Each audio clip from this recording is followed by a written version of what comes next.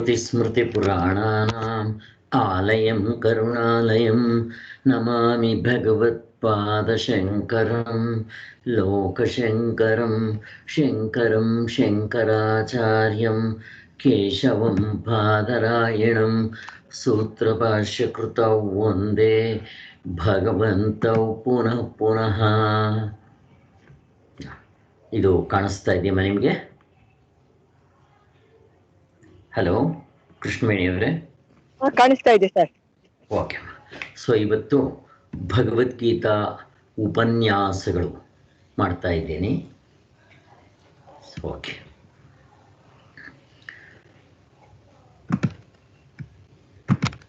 ಇಲ್ಲಿ ಸಚ್ಚಿದಾನಂದೇಂದ್ರ ಸರಸ್ವತಿ ಸ್ವಾಮಿಗಳು ಕರುಣಾ ಕಟಾಕ್ಷದಿಂದ ನಾವು ಪರಮಾರ್ಥ ಚಿಂತಾಮಣಿಯನ್ನ ನೋಡೋಣ.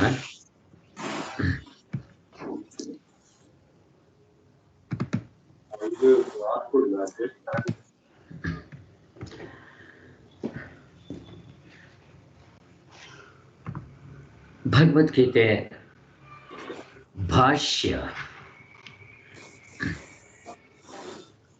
ಸೌಭಾಗ್ಯ ಅವರೇ, ಇನ್ಮೇಲೆ ನೀವು ಮುಟ್ಟಕ್ಕೆ ಹೋಗಬೇಡಿ. ನಾವು ಸೈಲೆಂಟ್ ಮೋಡ್ಗೆ ಹಾಕ್ತೀವಿ. ನಿಮ್ಮ ಕಲ್ತ್ಕೊಳ್ಳೋವರೆಗೂ ನೀವೇನು ಮಾಡೋಕ್ಕೆ ಹೋಗಬೇಡಿ. ನಾವು ಹಾಕ್ತೀವಿ, ಸುಮ್ಮನೆ ನೀವು ಓಪನ್ ಮಾಡ್ಕೊಂಬಿಡಿ ಸಾಕು. ಓಕೆ. ಇವತ್ತು ಭಗವದ್ಗೀತೆ ಭಾಷ್ಯ. ಭಾಷ್ಯ ಅಂತಂದರೆ ಏನು? ಈಗ ತಾನೇ ನಾವು ತೋರಿಸಿದ್ವಲ್ಲ ಅದು. ಸೊ ಅದರಲ್ಲಿ ಶಂಕರಾಚಾರ್ಯರು ಭಗವದ್ಗೀತೆಗೆ ಏನಂತ ಅರ್ಥ ಬರೀತಾರೆ ಅನ್ನೋದನ್ನು ನಾವು ನೋಡೋಣ. ತುಂಬ ಸುಲಭವಾಗಿದೆ. ಅದಕ್ಕೋಸ್ಕರ ನಮಗೆಲ್ಲ ಸ್ವಲ್ಪ ರೂಢಿ ಆಗಲಿ ಅಂತಲೇ ನಾನು ಈ ಭಾಷ್ಯವನ್ನು ಮಾಡ್ತಾ ಇರೋದು. ನೀವೇ ಓದ್ಬೋದು, ಅಷ್ಟು ಸುಲಭವಾಗಿದೆ. ನೋಡೋಣ.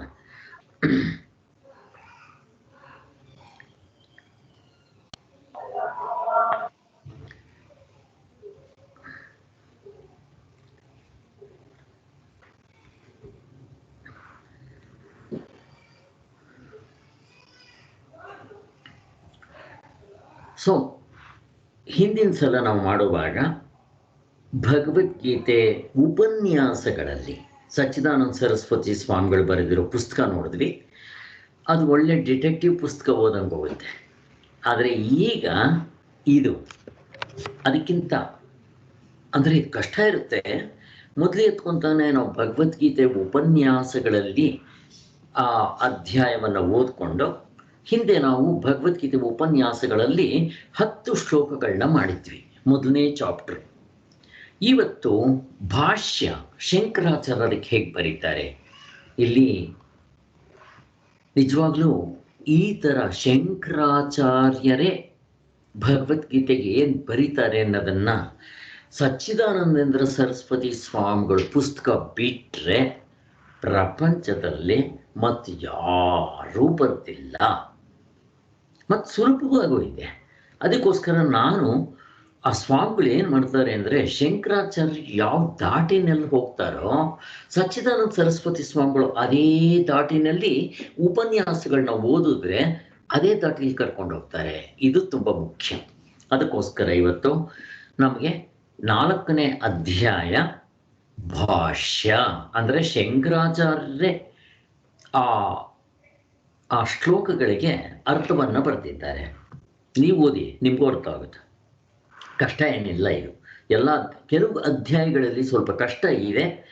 ಅಲ್ಲಿ ಯಾರಾದರೂ ಗುರುಮುಖಿಯನ್ನು ಕೇಳಿರಬೇಕು. ಇದು ಅಷ್ಟೇ, ಕೇಳಿರಬೇಕು. ಬಟ್ ಅದರಷ್ಟು ಕಷ್ಟ ಇಲ್ಲ.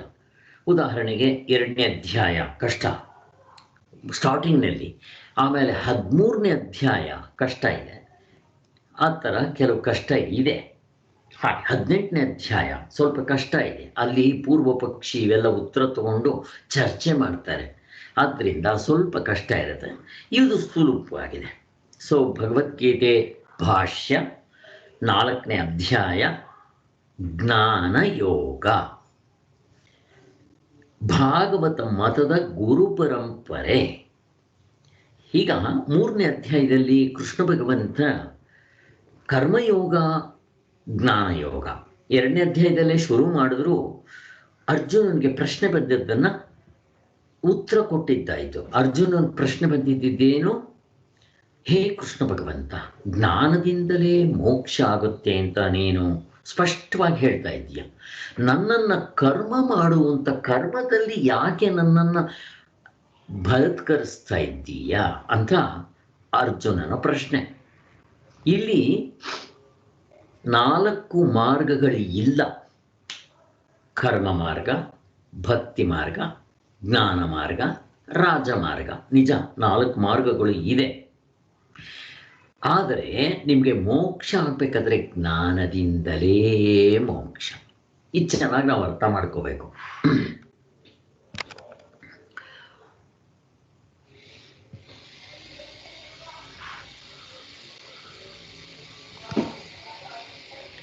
ನಮಗೆಲ್ಲ ಚೆನ್ನಾಗಿ ವಿಚಾರ ಮಾಡಿದ್ದೀವಿ ಹಾವು ಹಗ್ಗದಲ್ಲಿ ಜ್ಞಾನದಿಂದ ಹೇಗೆ ಮೋಕ್ಷ ಆಗುತ್ತೆ ಅಂತ.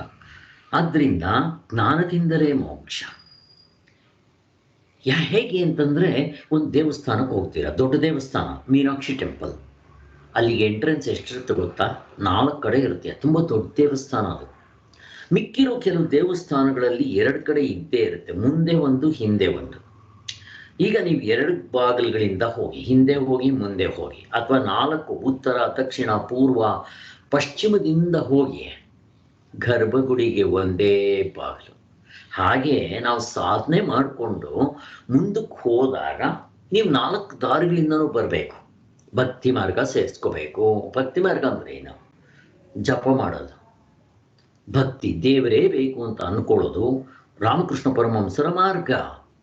ಮತ್ತೆ ರಾಜಮಾರ್ಗ ನಮ್ಮ ಮಾತಾಜಿ ಅವರ ಮಾರ್ಗ. ಅದರಲ್ಲಿ ಯೋಗಾಸನ, ಪಾತಂಜಲಗಳ ಯೋಗ ಸೂತ್ರಗಳದು ಅಷ್ಟಾಂಗ ಯೋಗ ಅಂತ ಸೇರಿಸ್ಕೋಬೇಕು. ಸೊ ಅದು ನಮ್ಮ ಆಶ್ರಮದಲ್ಲಿ ಅದನ್ನು ಹೇಳ್ಕೊಡ್ತೀವಿ. 3ನೇದು ಕರ್ಮ ಮಾರ್ಗ. ಕರ್ಮ ಮಾರ್ಗ ನೀವು ಇದಕ್ಕೆ ಹೋಗಿ, ಯಾರು ಅರವಿಂದ್ರ ಆಶ್ರಮ, ಅಲ್ಲಿ ಕರ್ಮ ಮಾರ್ಗ ಪ್ರಧಾನವಾಗಿರುತ್ತೆ. ನೀವು ಕನಗಡ ಆಶ್ರಮಕ್ಕೆ ಹೋಗಿ, ಬ್ರಹ್ಮಚೈತನ್ಯರ ಆಶ್ರಮಕ್ಕೆ ಹೋಗಿ, ಭಕ್ತಿ ಮಾರ್ಗ ಪ್ರಧಾನವಾಗಿರುತ್ತೆ. ನೀವು ರಮಣ ಮಹರ್ಷಿಗಳ ಆಶ್ರಮಕ್ಕೆ ಹೋಗಿ, ಜ್ಞಾನ ಮಾರ್ಗ ಪ್ರಧಾನವಾಗಿರುತ್ತೆ. ನೀವು ನಮ್ಮ ಆಶ್ರಮಕ್ಕೆ ಬನ್ನಿ, 4 ಸಿಗುತ್ತೆ. ಜ್ಞಾನ ಮಾರ್ಗ, ಭಕ್ತಿ ಮಾರ್ಗ, ರಾಜಮಾರ್ಗ ಮತ್ತು ಕರ್ಮ ಮಾರ್ಗ 4 ಸಿಗುತ್ತೆ ನಿಮಗೆ ಬೇಕು ಅಂತಂದರೆ ಇಲ್ಲಿ. ಓಕೆ, ಆದರೆ ಜ್ಞಾನದಿಂದ ಮೋಕ್ಷ ಹಾಗೆ ಹೇಳಿ, ಹಾಗಾದರೆ ಅರ್ಜುನನ ಕರ್ಮದಲ್ಲಿ ಯಾಕೆ ಅದ್ದುತ್ತಾ ಇದ್ದಾನೆ ಅಂತಂದರೆ, ನಮಗೆ ಜ್ಞಾನದಿಂದಲೇ ಮೋಕ್ಷ ನಿಜ. ನನಗೆ ಜ್ಞಾನದಿಂದ ಮೋಕ್ಷ ಆಗಬೇಕಾದ್ರೆ ನನ್ನ ಅಂತಃಕರಣ ಶುದ್ಧಿಯಾಗಿರಬೇಕು. ಏಕಾಗ್ರತೆ ಯಾತ್ರಿಂದ ಆಗುತ್ತೆ? ಕರ್ಮಯೋಗದಿಂದ ಆಗುತ್ತೆ. ಮತ್ತು ಅದಕ್ಕೆ ಭಕ್ತಿ ಅನ್ನೋ ಜಪವನ್ನು ಸೇರಿಸ್ಕೊಂಡು ತುಂಬ ಮಾಡಿದಾಗ ನನಗೆ ಏಕಾಗ್ರತೆ ಬರಬೇಕು. ಯಾಕೆ ಏಕಾಗ್ರತೆ ಬೇಕು ಅಂದರೆ, ಆತ್ಮತತ್ವವು ತುಂಬ ಸೂಕ್ಷ್ಮವಾಗಿದೆ. ಅದಕ್ಕೆ ಕರ್ಮೇಂದ್ರಿಯಗಳಿಂದ, ಕೈಯಿಂದ ಕಾಲಿಂದ ಹಿಡಿಯಕ್ಕೆ ಬರೋಲ್ಲ. ಜ್ಞಾನೇಂದ್ರಿಯಗಳಿಂದ ಆ ಆತ್ಮನ ನೋಡ್ಕೊಳಕ್ಕೆ ಬರಲ್ಲ. ಮನಸ್ಸು, ಬುದ್ಧಿ, ಚಿತ್ತ, ಅಹಂಕಾರದಿಂದ ಆತ್ಮನ ಹಿಡ್ಕೊಳಕ್ಕೆ ಬರಲ್ಲ. ಅಷ್ಟು ಸೂಕ್ಷ್ಮವಾಗಿದೆ. ಬಟ್ ಅದು ನಾನೇ ಆಗಿದ್ದೀನಿ, ಅದನ್ನೆಲ್ಲೂ ಹೊರಗಡೆ ಹುಡುಕಂಗಿಲ್ಲ. ನಾನೇ ಆಗಿದ್ದೀನಿ, ಆದರೆ ಅದು ಸೂಕ್ಷ್ಮವಾಗಿದೆ. ಅದಕ್ಕೋಸ್ಕರ ಅದು ಏಕಾಗ್ರತೆ ಬೇಕು. ಏಕಾಗ್ರತೆ ಯಾತ್ರಿಂದ ಬರುತ್ತೆ? ಜಪದಿಂದ ಅಂತ ಉಪನಿಷತ್ತುಗಳಲ್ಲಿ ಹೇಳೋದು. ಉಪಾಸನೆಗಳು ಹೇಳ್ತಾರೆ. ಉಪಾಸನೆಗಳು ತುಂಬ ಕಷ್ಟ. ರಘುನಂದನ್ ಅವರು ಇವಾಗ ಮಾಡ್ತಾ ಇದ್ದಾರಲ್ಲ, ಛಾಂದೋಗ್ಯ ಉಪನಿಷತ್ತು, ಬೃಹದಾರಣ್ಯಕ ಉಪನಿಷತ್ತುಗಳಲ್ಲಿ ತುಂಬ ಉಪಾಸನೆಗಳಿರುತ್ತೆ. ಉಪಾಸನೆಗಳು ತುಂಬ ಕಷ್ಟ. ಅದನ್ನು ಮಾಡಿದವರಿಲ್ಲ, ಹೇಳ್ಕೊಡೋರಿಲ್ಲ. ಅದನ್ನು ಮಾಡೋದು ನಮಗಂತೂ ತುಂಬ ಕಷ್ಟ, ಎಲ್ರಿಗೂ ಈಗಿನ ಕಲಿಯುಗದಲ್ಲಿ. ಅದಕ್ಕೆ ಬ್ರಹ್ಮಚೈತನ್ಯರು, ಕನ್ನಂಗಾಡ್ ರಾಮದಾಸರು ಹೇಳ್ತಾರೆ, ಈ ಕಲಿಯುಗದಲ್ಲಿ ಜಪ ಅತ್ಯಂತ ಶ್ರೇಷ್ಠ. ಮತ್ತೆ ಜಪದಿಂದಲೇ ಮೋಕ್ಷ ಆಗುತ್ತಾ? ಯಾರಾದರೂ ಉತ್ತರ ಕೊಡ್ರಿ. ಜಪದಿಂದ ಮೋಕ್ಷ ಆಗುತ್ತಾ? ಇಲ್ಲ ಸರ್, ಜ್ಞಾನದಿಂದಲೇ ಮೋಕ್ಷ. ಕರೆಕ್ಟ್. ಮತ್ತು ಜಪ ಮಾಡೋದು ಏನು ಮಾಡುತ್ತೆ? ಅಲ್ಲೂ ಅಷ್ಟೇ ಕರ್ಮಯೋಗದಿಂದಲೇ ಮಾಡಬೇಕು, ಫಲಾಪೇಕ್ಷೆ ಏನೂ ಇಲ್ಲದೆ.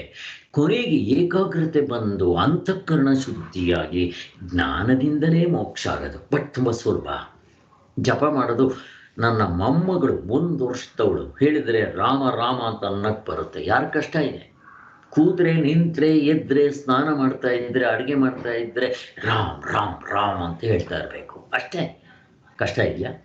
ಇದನ್ನೂ ಮಾಡಬೇಕು, ಜೊತೆಗೆ ಪ್ರವಚನಗಳನ್ನ ಕೇಳ್ತಾ ಇರಬೇಕು, ಮನನ ಮಾಡ್ತಾ ಇರಬೇಕು, ಮತ್ತೆ ಅದನ್ನು ಧ್ಯಾನವನ್ನು ಅಭ್ಯಾಸ ಮಾಡ್ತಾ ಇರಬೇಕು. ಎಲ್ಲಿ 6ನೇ ಅಧ್ಯಾಯಕ್ಕೆ ಬಂದಾಗ ಧ್ಯಾನ ಅಂದರೆ ಹೇಗೆ ಗೊತ್ತಾಗುತ್ತೆ? ಅದಕ್ಕೆ ಭಗವದ್ಗೀತೆ ನಮಗೆ ದಿನಕ್ಕೆ 1-2-3 ಗಂಟೆ ಬೀಳ್ತಾ ಇರಬೇಕು. ಆದ್ದರಿಂದ ಇರಲಿ. ಈಗ ಆ 3ನೇ ಅಧ್ಯಾಯದಲ್ಲಿ ಅದನ್ನು ಕೃಷ್ಣ ಭಗವಂತ ಕ್ಲಿಯರ್ ಮಾಡಿದ್ದಾಯಿತು. ಈಗ 4ನೇ ಅಧ್ಯಾಯದಲ್ಲಿ ಆ ಗುರು ಪರಂಪರೆಯನ್ನು ಕೃಷ್ಣ ಭಗವಂತ ಹೇಳ್ತಾ ಇದ್ದಾನೆ. ಇದನ್ನು ಯಾರ್ಯಾರಿಗೆ ಹೇಳಿದ್ದೆ ಮೊದಲು, ಈಗ ನಿನಗೆ ಹೇಳ್ತಾ ಇದ್ದೀನಿ, ಅದರ ಪರಂಪರೆ ಹೇಳ್ತಾನೆ. ನೋಡೋಣ. ಅದಕ್ಕೆ ಇದು ಭಾಗವತ ಮತದ ಗುರು ಪರಂಪರೆ. ಯಾರಿಂದ ಯಾರಿಗೆ ಹೇಗೆ ಹೇಳಿದೆ ಅಂತ ಕೃಷ್ಣ ಭಗವಂತ ಹೇಳ್ತಾನೆ. ನೋಡ್ತಾ ಹೋಗೋಣ. ಸೊ ಈ ಪುಸ್ತಕ ನೀವು ಇಟ್ಕೋಬೇಕು ಅಂದ್ರೆ ನಾನು ಮೊದಲೇ ಎತ್ಕೊಂತಾನೆ ಹಾಕಿದ್ದೀನಿ. ಅದು ನೋಡ್ರಿ, ಭಾಷ್ಯಾರ್ಥ. ನಾನು ಸಂಸ್ಕೃತ ಓದಲ್ಲ, ಕನ್ನಡದಲ್ಲೇ ಓದ್ತೀನಿ. ಶಂಕರಾಚಾರ್ಯರು ಸಂಸ್ಕೃತನಲ್ಲಿ ಬರೆದಿದ್ದಾರೆ. ಅದನ್ನು ಹೊಳೆ ನರಸೀಪುರ ಸ್ವಾಮಿಗಳು ಕನ್ನಡದಲ್ಲಿ ಟ್ರಾನ್ಸ್ಲೇಟ್ ಮಾಡಿದ್ದಾರೆ. ಮತ್ತು ಎಷ್ಟು ಚೆನ್ನಾಗಿ ಮಾಡಿದ್ದಾರೆ ಗೊತ್ತಾ? ಇಲ್ಲಿ ಸ್ವಾಮಿಗಳು ನಮ್ಗೆ ಅರ್ಥ ಆಗೋದಕ್ಕೋಸ್ಕರ ಆ ಸಂಸ್ಕೃತ ಎಲ್ಲಾದರೂ ಕನ್ನಡ ವರ್ಡನ್ನು ಸೇರಿಸಿದ್ರೆ ಅದನ್ನು ಬ್ರಾಕೆಟ್ನಲ್ಲಿ ಹಾಕ್ತಾರೆ. ಅದಿದ್ದರೆ ನಮ್ಗೆ ಓದಿದ್ರೆ ಸ್ಪಷ್ಟವಾಗಿ ಅರ್ಥ ಆಗುತ್ತೆ ಅನ್ನೋದಕ್ಕೋಸ್ಕರ. ಅಂದರೆ ಶಂಕರಾಚಾರ್ಯರು ಹೇಗೆ ಸಂಸ್ಕೃತನಲ್ಲಿ ಅರ್ಥ ಬರ್ತಿದ್ದಾರೋ ಹಾಗೆ ಕನ್ನಡದಲ್ಲಿ ಟ್ರಾನ್ಸ್ಲೇಟ್ ಮಾಡಿದ್ದಾರೆ. ನಮ್ಗೆ ಅರ್ಥ ಆಗೋದಕ್ಕೋಸ್ಕರ ಅದ್ರ ಹಿಂದೆ ಮುಂದೆ ಕನ್ನಡವನ್ನು ಸೇರಿಸಿದ್ರೆ ಬ್ರಾಕೆಟ್ನಲ್ಲಿರುತ್ತೆ. ಇಷ್ಟು ನೋಡ್ರಿ, ಅಲ್ಲಿ ಒಂದಿಷ್ಟು ಮಿಕ್ಸ್ ಮಾಡಿಲ್ಲ, ಬಟ್ ನಮಗೆ ಸಹಾಯ ಆಗಬೇಕು ಅಂತ ಬ್ರಾಕೆಟ್ನಲ್ಲಿ ಕನ್ನಡ ವರ್ಡನ್ನು ಸೇರಿಸಿದ್ದಾರೆ. ಎಲ್ಲ ಕನ್ನಡನೇ ಇರೋದು. ಆದರೆ ನೋಡ್ರಿ, ಫಾರ್ ಎಕ್ಸಾಂಪಲ್ 2 ಅಧ್ಯಾಯಗಳಲ್ಲಿ ಕರ್ಮಯೋಗವೆಂಬ ಸಾಧನೆಯಿಂದ ದೊರಕುವ ಸನ್ಯಾಸಹಿತವಾದ ಜ್ಞಾನನಿಷ್ಠೆ ಎಂಬ ಯಾವ ಈ ಯೋಗವನ್ನು ಹೇಳಿರುತ್ತದೆಯೋ, ಇದು ಶಂಕರಾಚಾರ್ಯ ಬರ್ತಿರೋದು. ಹೊಳೆ ನರಸೀಪುರ ಸ್ವಾಮಿಗಳನ್ನ ಏನು ಮಾಡ್ತಾರೆ, 2 ಅಧ್ಯಾಯಗಳು ಅಂದಿದ ತಕ್ಷಣ ನಮಗೆ ಕನ್ಫ್ಯೂಷನ್ ಆಗುತ್ತೆ. 18 ಅಧ್ಯಾಯದಲ್ಲಿ 2 ಅಧ್ಯಾಯಗಳು ಯಾವುದು ಅಂತ. ಅದಕ್ಕೆ ಇವರು ಕನ್ನಡದಲ್ಲಿ ಸೇರಿಸ್ತಾರೆ ಬ್ರಾಕೆಟ್ನಲ್ಲಿ, ಹಿಂದಿನ 2 ಅಧ್ಯಾಯಗಳು. ನೋಡ್ರಿ, ಎಷ್ಟೇ ಸ್ವಾಮಿಗಳು ಕನ್ನಡದಲ್ಲಿ ಸೇರಿಸೋದು ಅಂದರೆ ಬ್ರಾಕೆಟ್ಟು ನಮ್ಗೆ ಅರ್ಥ ಆಗೋದಕ್ಕೋಸ್ಕರ.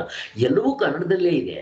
ಆದರೆ ಅದು ನಮ್ಗೆ ಇಷ್ಟು ಮಾಡಿಕೊಂಡ್ರೆ ಸಾಕು. ಹಿಂದಿನ 2 ಅಧ್ಯಾಯಗಳಲ್ಲಿ ಕರ್ಮಯೋಗವೆಂಬ ಸಾಧನೆಯಿಂದ ದೊರಕುವ ಸನ್ಯಾಸ ಸಹಿತವಾದ ಜ್ಞಾನನಿಷ್ಠೆ ಎಂಬ ಯಾವ ಈ ಯೋಗವನ್ನು ಹೇಳಿರುತ್ತದೆಯೋ ಅಂತ. ಹಾಗಂದ್ರೆ ಏನಾಯಿತು?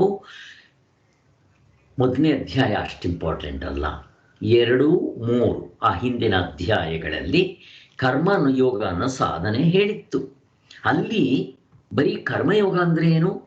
ಅದನ್ನು ಸನ್ಯಾಸ ಸಹಿತವಾದ ಜ್ಞಾನನಿಷ್ಠೆ ಎಂಬ ಸನ್ಯಾಸ ಸಹಿತ ಕರ್ಮಯೋಗವನ್ನು ಸನ್ಯಾಸ ಅಂತ ಕರೀತಾರೆ. ಯಾಕೆ ಸ್ವಾಮಿ? ಸನ್ಯಾಸ ಅಂದರೆ ಏನು? ಬಟ್ಟೆ ಹಾಕ್ಕೊಂಡವರೇ ಮಾಡಬೇಕಾ ಕರ್ಮಯೋಗವನ್ನು? ಆ ಸನ್ಯಾಸಿಗಳ ಬಟ್ಟೆ ಅಲ್ಲ. ಸನ್ಯಾಸ ಅಂದರೆ ಏನು? ತ್ಯಾಗ. ಇಲ್ಲಿ ಕರ್ಮಯೋಗವನ್ನು ತ್ಯಾಗ ಅಂತ ಕರೆದರಲ್ಲ. ಯಾಕೆ? ನಾನು ಅಹಂಕಾರವನ್ನು ತ್ಯಾಗ ಮಾಡಿ, ಫಲಾಪೇಕ್ಷೆ ಇಲ್ಲದೆ ಅದನ್ನು ತ್ಯಾಗ ಮಾಡಿ, ಸಮತ್ವ ಬುದ್ಧಿಯಿಂದ, ಈಶ್ವರಾರ್ಪಣ ಬುದ್ಧಿಯಿಂದ ಕೆಲಸ ಮಾಡ್ರಿ ಅಂತ ಹೇಳ್ತಾರೆ.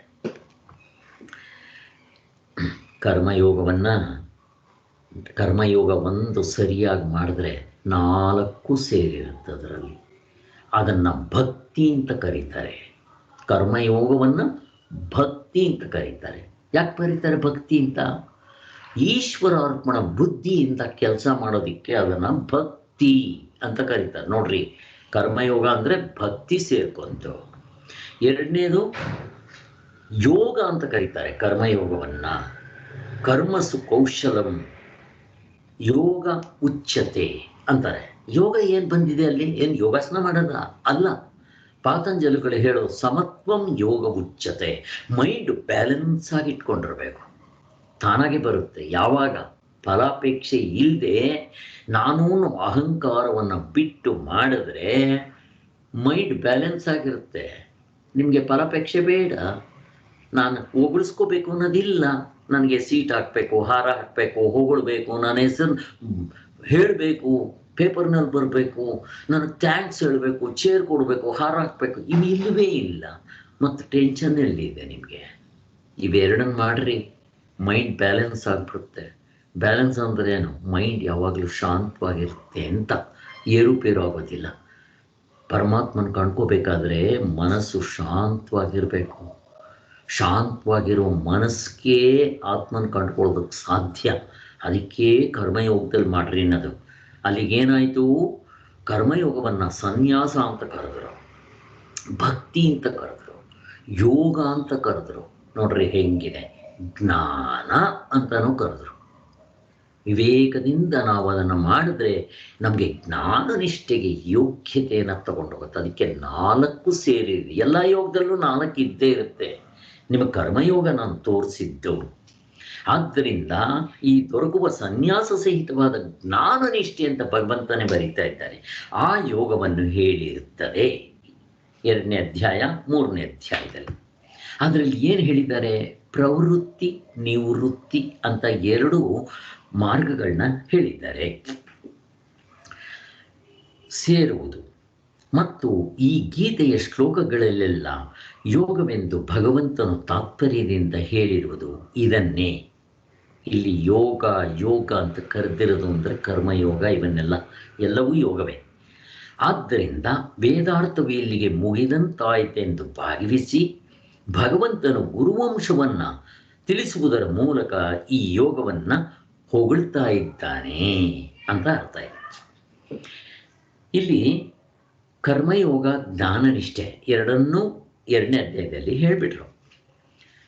ಅಲ್ಲಿ ಪ್ರವೃತ್ತಿ ಧರ್ಮ ನಿವೃತ್ತಿ ಧರ್ಮ ಅಂತ ಅವು ವೇದಾರ್ಥಗಳು.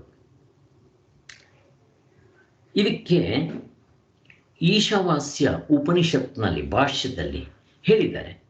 ನಾನು ಅದನ್ನು ಓದ್ಕೊಂಡೆ, ಇಲ್ಲೇನು ಹೇಳ್ತಾರೆ ನಿಮ್ಗೆ ಹೇಳೋಣ ಅಂತ ಅಂದ್ಬಿಟ್ಟು ಅದರ ಸಾರಾಂಶ. ಇಲ್ಲಿ ಕೃಷ್ಣ ಭಗವಂತ ಪ್ರಪಂಚವನ್ನು ಸೃಷ್ಟಿ ಮಾಡುವಾಗ, ಕೃಷ್ಣ ಭಗವಂತ ಅಂದರೆ ಇಲ್ಲಿ ಭಗವಂತ ಅಂತ ತಗೊಳ್ರಿ, ಕೃಷ್ಣ ಅನ್ನೋದು ಬಿಟ್ಬಿಡ್ರಿ.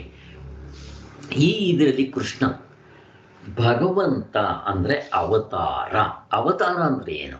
ಇಳಿದು ಬಂದವನು ಭಗವಂತ. ನಾವು ಇಳಿದು ಬಂದಿದ್ದೀವಿ. ಎಲ್ಲಿಂದ? ಮೇಲಿಂದ. ಕೃಷ್ಣ ಭಗವಂತನೇ ಇಳಿದು ಬಂದಿದ್ದಾನೆ. ಎಲ್ಲಿಂದ? ತನ್ನ ವೈಕುಂಠದಿಂದ. ಇರಲಿ, ನಾರಾಯಣ ಅಂತ ನಾವು ಪುರಾಣಗಳಲ್ಲಿ ಇಟ್ಕೊತೀವಿ ಹಾಗೆ. ಆದ್ದರಿಂದ ಅವತಾರ ಅಂದರೆ ಇಳಿದು ಬಂದಿರೋದು. ಯಾತಿಗೋಸ್ಕರ ಇಳಿದು ಬರ್ತಾನವನು ಮುಂದೆ ಹೇಳ್ತಾರೆ ಅವರು. ಈಗ ಅದನ್ನು ಸೃಷ್ಟಿ ಮಾಡುವಾಗ, ಪ್ರಪಂಚವನ್ನು ಸೃಷ್ಟಿ ಮಾಡುವಾಗ ಭಗವಂತ ಈಗ ಈ ವೆಹಿಕಲ್ನ ತಯಾರು ಮಾಡ್ತಾರೆ, ಕಾರೋ ಸ್ಕೂಟ್ರೋ ಏನಾದರೂ ಆಗಲಿ. ಮಾಡಿದ ತಕ್ಷಣ ಅದನ್ನು ರಸ್ತೆಗೆ ಬಿಡಬೇಕಾದ್ರೆ ಅಲ್ಲಿ ರೂಲ್ಸ್ ಆ್ಯಂಡ್ ರೆಗ್ಯುಲೇಷನ್ ಹೇಳ್ತಾರೆ. ಲೈಸೆನ್ಸ್ ತಗೋಬೇಕು ನಾವು. ಯಾಕೆ? ಇಲ್ದಿದ್ರೆ ಆ ವೆಹಿಕಲ್ ಸ್ಪೀಡಾಗಿ ಹೋಗೋದ್ರಿಂದ ಆಕ್ಸಿಡೆಂಟ್ಗಳಾಗಿ ಇವರು ಸತ್ತು ಅವರು ಬೇರೆಯವರು ಸತ್ತು ಹೋಗ್ತಾರೆ. ಹಾಗೆ ಪರಮಾತ್ಮನು ಈ ಪ್ರಪಂಚವನ್ನು ಸೃಷ್ಟಿ ಮಾಡಿದ್ಮೇಲೆ ಇವರು ಜನಗಳು ಸಂತೋಷವಾಗಿ, ಆಕ್ಸಿಡೆಂಟ್ಸ್ ಆಗಬಾರ್ದು, ಸಂತೋಷದಿಂದ ಇರಬೇಕು, ನೆಮ್ಮದಿಯಿಂದ ಇರಬೇಕು, ಆನಂದದಿಂದ ಇರಬೇಕು ಜೀವನ ಮಾಡೋದಕ್ಕೆ ಅಂತ ಹೇಳಿ 2 ಮಾರ್ಗ, ಇವುಗಳನ್ನ ಧರ್ಮವನ್ನು ಅವನು ವೇದಗಳನ್ನ ಸೃಷ್ಟಿ ಮಾಡ್ದ. 4 ವೇದಗಳನ್ನ ಸೃಷ್ಟಿ ಮಾಡ್ದ. ಯಾಕೆ ಮಾಡ್ದ? ಅದು ರೂಲ್ಸ್ ಆ್ಯಂಡ್ ರೆಗ್ಯುಲೇಷನ್ಸ್. ಅಪ್ಪ, ನೀವು ಪ್ರಪಂಚಕ್ಕೆ ಕಾಲಿಡ್ತಾ ಇದ್ದೀರಾ, ವೆಹಿಕಲ್ ತಯಾರಾಗಿ ರಸ್ತೆ ಮೇಲೆ ಬರೋಕ್ಕೆ ಮೊದಲು ಹೇಗೋ ಹಾಗೆ ನೀವು ಚೆನ್ನಾಗಿದ್ದು ನಿಮ್ಮ ಜೊತೆಯಲ್ಲಿ ಇರೋರು, ನೀವು ಹೆಂಡತಿ ಮಕ್ಕಳು ಎಲ್ಲರೂ ನಿಮ್ಮ ಸುತ್ತಮುತ್ತಲು ಎಲ್ಲರೂ ಸಂತೋಷ ನಗನಗ್ತಾ ನೆಲಿತಾ ಈ ಪ್ರಪಂಚವನ್ನು ಎಂಜಾಯ್ ಮಾಡಲಿ ಅಂಥೇಳಿ ಈ ವೇದಗಳನ್ನ ಸೃಷ್ಟಿ ಮಾಡ್ತಾನೆ. ಅದರಲ್ಲಿ ರೂಲ್ಸ್ ಆ್ಯಂಡ್ ರೆಗ್ಯುಲೇಷನ್ ಇರುತ್ತೆ ಅಂತ ಭಗವಂತ ಹೇಳ್ತಾ ಇದ್ದಾನೆ. ಏನದು? ಪ್ರವೃತ್ತಿ ಧರ್ಮ, ನಿವೃತ್ತಿ ಧರ್ಮ. ಪ್ರವೃತ್ತಿ ಅಂತಂದರೆ ಅದರಲ್ಲಿ ತೊಡಗೋದು, ನಿವೃತ್ತಿ ಅಂತಂದರೆ ಅದರಿಂದ ಹೊರಗಡೆ ಬರೋದು. ಈಗ ಉದಾಹರಣೆಗೆ ಪ್ರಪಂಚದಲ್ಲಿ ನಾವೆಲ್ಲ ಪ್ರವೃತ್ತಿ ಧರ್ಮದಲ್ಲಿದ್ದೀವಿ. ಇನ್ನು ಕೆಲವರು ಇರ್ತಾರೆ, ಹೆಂಡತಿ ಬೇಡ, ಮಕ್ಕಳು ಬೇಡ, ಪ್ರಪಂಚ ಬೇಡ ಅಂತ ಹೇಳಿ ಸನ್ಯಾಸಿಗಳಾಗ್ತಾರೆ. ಅವ್ರದ್ದು ನಿವೃತ್ತಿ ಧರ್ಮ. ಪ್ರವೃತ್ತಿ ಅಂದರೆ ನಮ್ಗಿನ್ನೂ ಆಸೆ ಇರುತ್ತೆ. ನಾನು ಎಲ್ಲರಂಗೆ ಮದುವೆ ಮಾಡ್ಕೋಬೇಕು, ಹೆಂಡತಿ ಮಕ್ಕಳ ಸುಖವನ್ನು ಅನುಭವಿಸ್ಬೇಕು, ಹಣ ಸಂಪಾದನೆ ಮಾಡಬೇಕು, ಪ್ರಪಂಚದಲ್ಲಿರೋದನ್ನೆಲ್ಲ ಕೂಡಾಕೋಬೇಕು, ಆ ಸುಖ ಸಂಪತ್ತುಗಳನ್ನ ಅನುಭವಿಸ್ಬೇಕು ಅನ್ನೋ ಆಸೆ ಇರುತ್ತೆ. ಅದಕ್ಕೆ ಎರಡು ಥರ ಜನ ಇರ್ತಾರೆ. ಯಾರಿಗೆ ಈ ಪ್ರಪಂಚದಲ್ಲಿ ಹಿಂದಿನ ಜನ್ಮದ ಸಂಸ್ಕಾರದಿಂದ ವಿರಕ್ತಿ ಬಂದಿದೆಯೋ ಅವರು ನನಗೆ ಹೆಂಡತಿ ಬೇಡ, ಮಕ್ಕಳು ಬೇಡ ಇವೆಲ್ಲ ಹೇಳ್ಬಿಟ್ಟು ಅಲ್ಲಿಗೆ ಹೋಗ್ಬಿಡ್ತಾರೆ, ಕಾಡಿಗೆ ಹೋಗ್ಬಿಡ್ತಾರೆ ಅಂತ. ಇದು ಎಲ್ಲಿ ಸ್ಟಾರ್ಟ್ ಆಗತ್ತಿದು? ನಾವು ಅದಕ್ಕೆ ಭಗವಂತ 4 ಆಶ್ರಮಗಳನ್ನ ಸೃಷ್ಟಿ ಮಾಡ್ತಾನೆ. ಯಾವುದದು? ಬ್ರಹ್ಮಚರ್ಯ, ಆಮೇಲೆ ಗೃಹಸ್ಥ, ವಾನಪ್ರಸ್ಥ, ಸನ್ಯಾಸ. ನಾವು ಬ್ರಹ್ಮಚರ್ಯ ಆಶ್ರಮದಲ್ಲಿ 8 ವರ್ಷ 12ನೇ ವರ್ಷಕ್ಕೆ ಗುರುಕುಲ ಕಳಿಸಿದಾಗ ಅಲ್ಲಿ 2 ರೀತಿ ವಿದ್ಯೆ ಕೊಡ್ತಾರೆ. ಒಂದು ಲೌಕಿಕ ವಿದ್ಯೆ, ರೋಟಿ ಕಪಡ ಮಕ್ಕಾನಕ್ಕೆ ಬೇಕಾಗಿರೋ ವಿದ್ಯೆ, ಇನ್ನೊಂದು ಆಧ್ಯಾತ್ಮದ ವಿದ್ಯೆ. ನಾನು ಯಾರು, ಪ್ರಪಂಚದಲ್ಲಿ ಹುಟ್ಟಿರೋದ್ರಿಂದ ಯಾಕೆ ಹುಟ್ಟಿದ್ದೀನಿ, ನನ್ನ ನಿಜವಾದ ಕರ್ತವ್ಯ ಏನು, ನಾನು ನಿಜವಾಗ್ಲೂ ಪ್ರಪಂಚದಲ್ಲಿ ಏನನ್ನ ಮಾಡಬೇಕಾಗಿ ಹುಟ್ಟಿದ್ದೀನಿ, ಮನುಷ್ಯನಾಗಿ ಹುಟ್ಟಿದ್ದಕ್ಕೆ ಮಾಡಬೇಕಾಗಿರೋ ಕರ್ತವ್ಯ ಏನು, ಇವನ್ನೆಲ್ಲ ತಿಳಿಸ್ತಾರೆ. ಇದು ತಿಳಿಸೋದು ಏನಿದು? ಪಾರಮಾರ್ಥಿಕ ವಿದ್ಯೆ. ಗುರುಕುಲ ಅಂತ ಹಿಂದೆ ಇರ್ತಾ ಇತ್ತಲ್ಲ ಹಾಗೆ. ಸೊ ಹಿಂದೆ ಇದ್ರ ಬಗ್ಗೆ ನಿಮ್ಗೆ ಹೇಳಿದ್ದೀನಿ. ಕನಕಪುರದಲ್ಲಿ ಈವಾಗಲೂ ಒಂದು ಆಶ್ರಮ ಇದೆ, ಓಂ ಶಾಂತಿಧಾಮ ಅಂತ. ಆರ್ಯ ಅಂತನವರು ಆಶ್ರಮವನ್ನು ನೋಡ್ಕೊತಾ ಇದ್ದಾರೆ. ಇಲ್ಲಿ 2 ಥರ ವಿದ್ಯೆ ಕೊಡ್ತಾರೆ. ನನ್ನ ಮಗಳನ್ನ ಸೇರಿಸ್ಬೇಕು ಅಂತ ತುಂಬ ಟ್ರೈ ಮಾಡಿದೆ. ಅವರು 10 ವರ್ಷದಲ್ಲೂ 12 ವರ್ಷದ ಒಳಗಡೆ ಸೇರಿಸ್ಕೊತಾರೆ. ಬಟ್ ಆ ಸಂದರ್ಭದಲ್ಲಿ ನನ್ನ ಮಗಳು ಸೆಲೆಕ್ಟ್ ಆದ್ಲು. ಬಟ್ ಆ ಬ್ಯಾಚ್ಗೆ ಯಾರು ಬೇರೆ ಹೆಂಗಸರೇ ಸೆಲೆಕ್ಟ್ ಆಗಲಿಲ್ಲ, ಬರಲಿಲ್ಲ. ಅದಕ್ಕಾಗಿ ಸೇರ್ಸೋಕ್ಕಾಗಲಿಲ್ಲ. ಅಲ್ಲಿ 2 ಥರ ವಿದ್ಯೆ ಕೊಡ್ತಾರೆ. ಅಪ್ ಟು PUC ವರೆಗೂ, SLC PUC ವರೆಗೂ ಏನೇನು ಬೇಕು ಆ ವಿದ್ಯೆನೂ ಕೊಡ್ತಾರೆ. ಇಲ್ಲಿ ವೇದಗಳಂದ್ರೇನು, ಉಪನಿಷತ್ತುಗಳಂದ್ರೇನು, ಭಗವದ್ಗೀತೆ ಅಂತಂದ್ರೆ ಇವಾಗ ನಾವು ಡಿಸ್ಕಸ್ ಮಾಡ್ತಾ ಇದ್ದೀವಲ್ಲ, ಇದನ್ನೆಲ್ಲ ತಿಳಿಸ್ಕೊಡ್ತಾರೆ. ಅವ್ರಿಗೆ ಸಂಸ್ಕೃತ ಪ್ರತಿಯೊಂದು ತಿಳಿಸ್ಕೊಡ್ತಾರೆ, ಯೋಗ ಹೇಳ್ಕೊಡ್ತಾರೆ, ಸಂಗೀತ, ಎಲ್ಲ ಥರ ವಿದ್ಯೆಗಳನ್ನ ಹೇಳ್ಕೊಡ್ತಾರೆ. ಕೊನೆಗೆ ಅವ್ರು ಅಷ್ಟೆಲ್ಲ ಆದಮೇಲೆ ಪ್ರಪಂಚಕ್ಕೆ ಬಿಡ್ತಾರೆ ಅವ್ರನ್ನ. ರೂಲ್ಸ್ ಆ್ಯಂಡ್ ರೆಗ್ಯುಲೇಷನ್ ತಿಳ್ಕೊಂಡಿದ್ದಾಯ್ತು, ಹೋಗ್ರಿ ಅಂತ. ಅಂಥವ್ರು ಬಂದು ಪ್ರಪಂಚ ಜೀವನ ಮಾಡೋಕ್ಕೆ ಶುರು ಮಾಡಿದ್ರೆ ಹೇಗಿರ್ಬಾರ್ದು ಹಾಗೆ. ಆದರೆ ಕೆಲವರಿಗೆ ಏನಾಗ್ಬಿಡುತ್ತೆ ಅಂದರೆ ತುಂಬ ವಿರಕ್ತಿ. ಇವರೆಲ್ಲ ಕಾಶಿಗೆ ಹೋಗ್ಬಿಡ್ತಾರಂತೆ. ಎಲ್ಲಿಗೆ ಹೋಗ್ಬಿಡ್ತಾರೆ ಇವರು? ಗುರುಕುಲದಿಂದ ಬಂದ ಮೇಲೆ ಕಾಶಿಗೆ ಹೋಗ್ಬಿಡ್ತಾರೆ. ಕಾಶಿಗೆ ಹೋಗಿದ್ದಾಗ ಅಲ್ಲಿ ಯಾರು ಅವರೆಲ್ಲ ಕಾಶಿನಲ್ಲಿರ್ತಾರೆ. ಆಗ ನಮಗೆ ಯಾರು ತಂದೆ ತಾಯಿಗಳು ಹೆಣ್ಮಕ್ಳನ್ನ ಎತ್ತಿರ್ತಾರೋ ಅವರು ತಮ್ಮ ಮಗಳನ್ನ ಗಂಡನ ಕೊಟ್ಟು ಯಾರು ಆ ಗಂಡನಿಗೆ ಕೊಟ್ಟು ಮದುವೆ ಮಾಡಬೇಕಲ್ಲ, ಕಾಶಿಗೆ ಹೋಗ್ತಾರೆ. ಕಾಶಿಗೆ ಹೋಗ್ಬಿಟ್ಟು, ಅಪ್ಪ ನೀವು ಕಲ್ತಿರೋ ವಿದ್ಯೆ ಕಡೆ ನೀವು ಹೋಗ್ತಾ ಇದ್ದೀರಾ, ಮೋಕ್ಷದ ಕಡೆ, ನನ್ನ ಮಗಳನ್ನ ಅವ್ರಿಗೆ ಹೋಗಿ ಅಲ್ಲಿ ಪಾದ ತೊಳೆದು ಕಾಶಿಯಿಂದ ಕರ್ಕೊಂಬರ್ಬೇಕು. ನಮ್ಮ ಮದುವೆ ಇದು ಅರ್ಥ ಇರೋದು. ನಾವು ಇಲ್ಲಿ ಹೋಗಿದ್ದೆ ಮರದ ಹತ್ರ ಕುಂಡ್ರಸ್ ಕರ್ಕೊಂಬರ್ತೀವಲ್ಲ, ಇವೆಲ್ಲ ಅರ್ಥ ಏನು ಅಂದ್ರೆ ಹಂಗಿರೋದು. ಇವಾಗ ಇವೆಲ್ಲ ಹೋಗ್ಬಿಟ್ಟಿದೆ ನಮ್ಗೆ. ಇವಾಗ ಆ ಥರದ್ದೆಲ್ಲ ಸಿಸ್ಟಮೇ ಹೋಗ್ಬಿಟ್ಟಿದೆ. ಇರಲಿ. ಆದರೆ ಅಲ್ಲಿ 2 ಥರ ಜನ ಇರ್ತಾರೆ. ಕೆಲವರಿಗೆ ಗುರುಕುಲದಿಂದ ಬಂದ ಮೇಲೂ ನಾನು ಎಲ್ಲರಂಗೆ ಮದುವೆ ಮಾಡ್ಕೋಬೇಕು, ಹಾಯವಾಗಿರ್ಬೇಕು ಅನ್ನೋ ಆಸೆ ಇರೋರು ಏನು ಮಾಡ್ತಾರೆ, ಆ ಮಾವ ಬಂದು ಕಾಲು ತೊಳೆದು ನನ್ನ ಮಗಳನ್ನ ನೀನು ಹೋಗೋ ದಾರಿನಲ್ಲಿ ಕರ್ಕೊಂಡೋಗು ಅಂತ ಹೇಳ್ತಾರೆ. ಯಾಕೆಂದರೆ ಅವಾಗ ಹೆಣ್ಮಕ್ಳಿಗೆ ವೇದದಲ್ಲಿ ಅಧಿಕಾರ ಇರಲಿಲ್ಲ. ಹಾಗಾದರೆ ಹೆಣ್ಮಕ್ಳಿಗೆ ವೇದ ಸಿಗೋದಿಲ್ವ ಅಂದರೆ ಇಲ್ಲ. ಗಂಡ ವೇದಗಳನ್ನ ಅಧ್ಯಯನ ಮಾಡಿರ್ತಾನೆ. ಅದಕ್ಕೂ ಎಲ್ಲಾದರೂ ನೋಡಿದ್ದೀರಾ ಹೆಂಗಸರು ಪೂಜಾರರಾಗಿರೋದು ದೇವಸ್ಥಾನಗಳಲ್ಲಿ?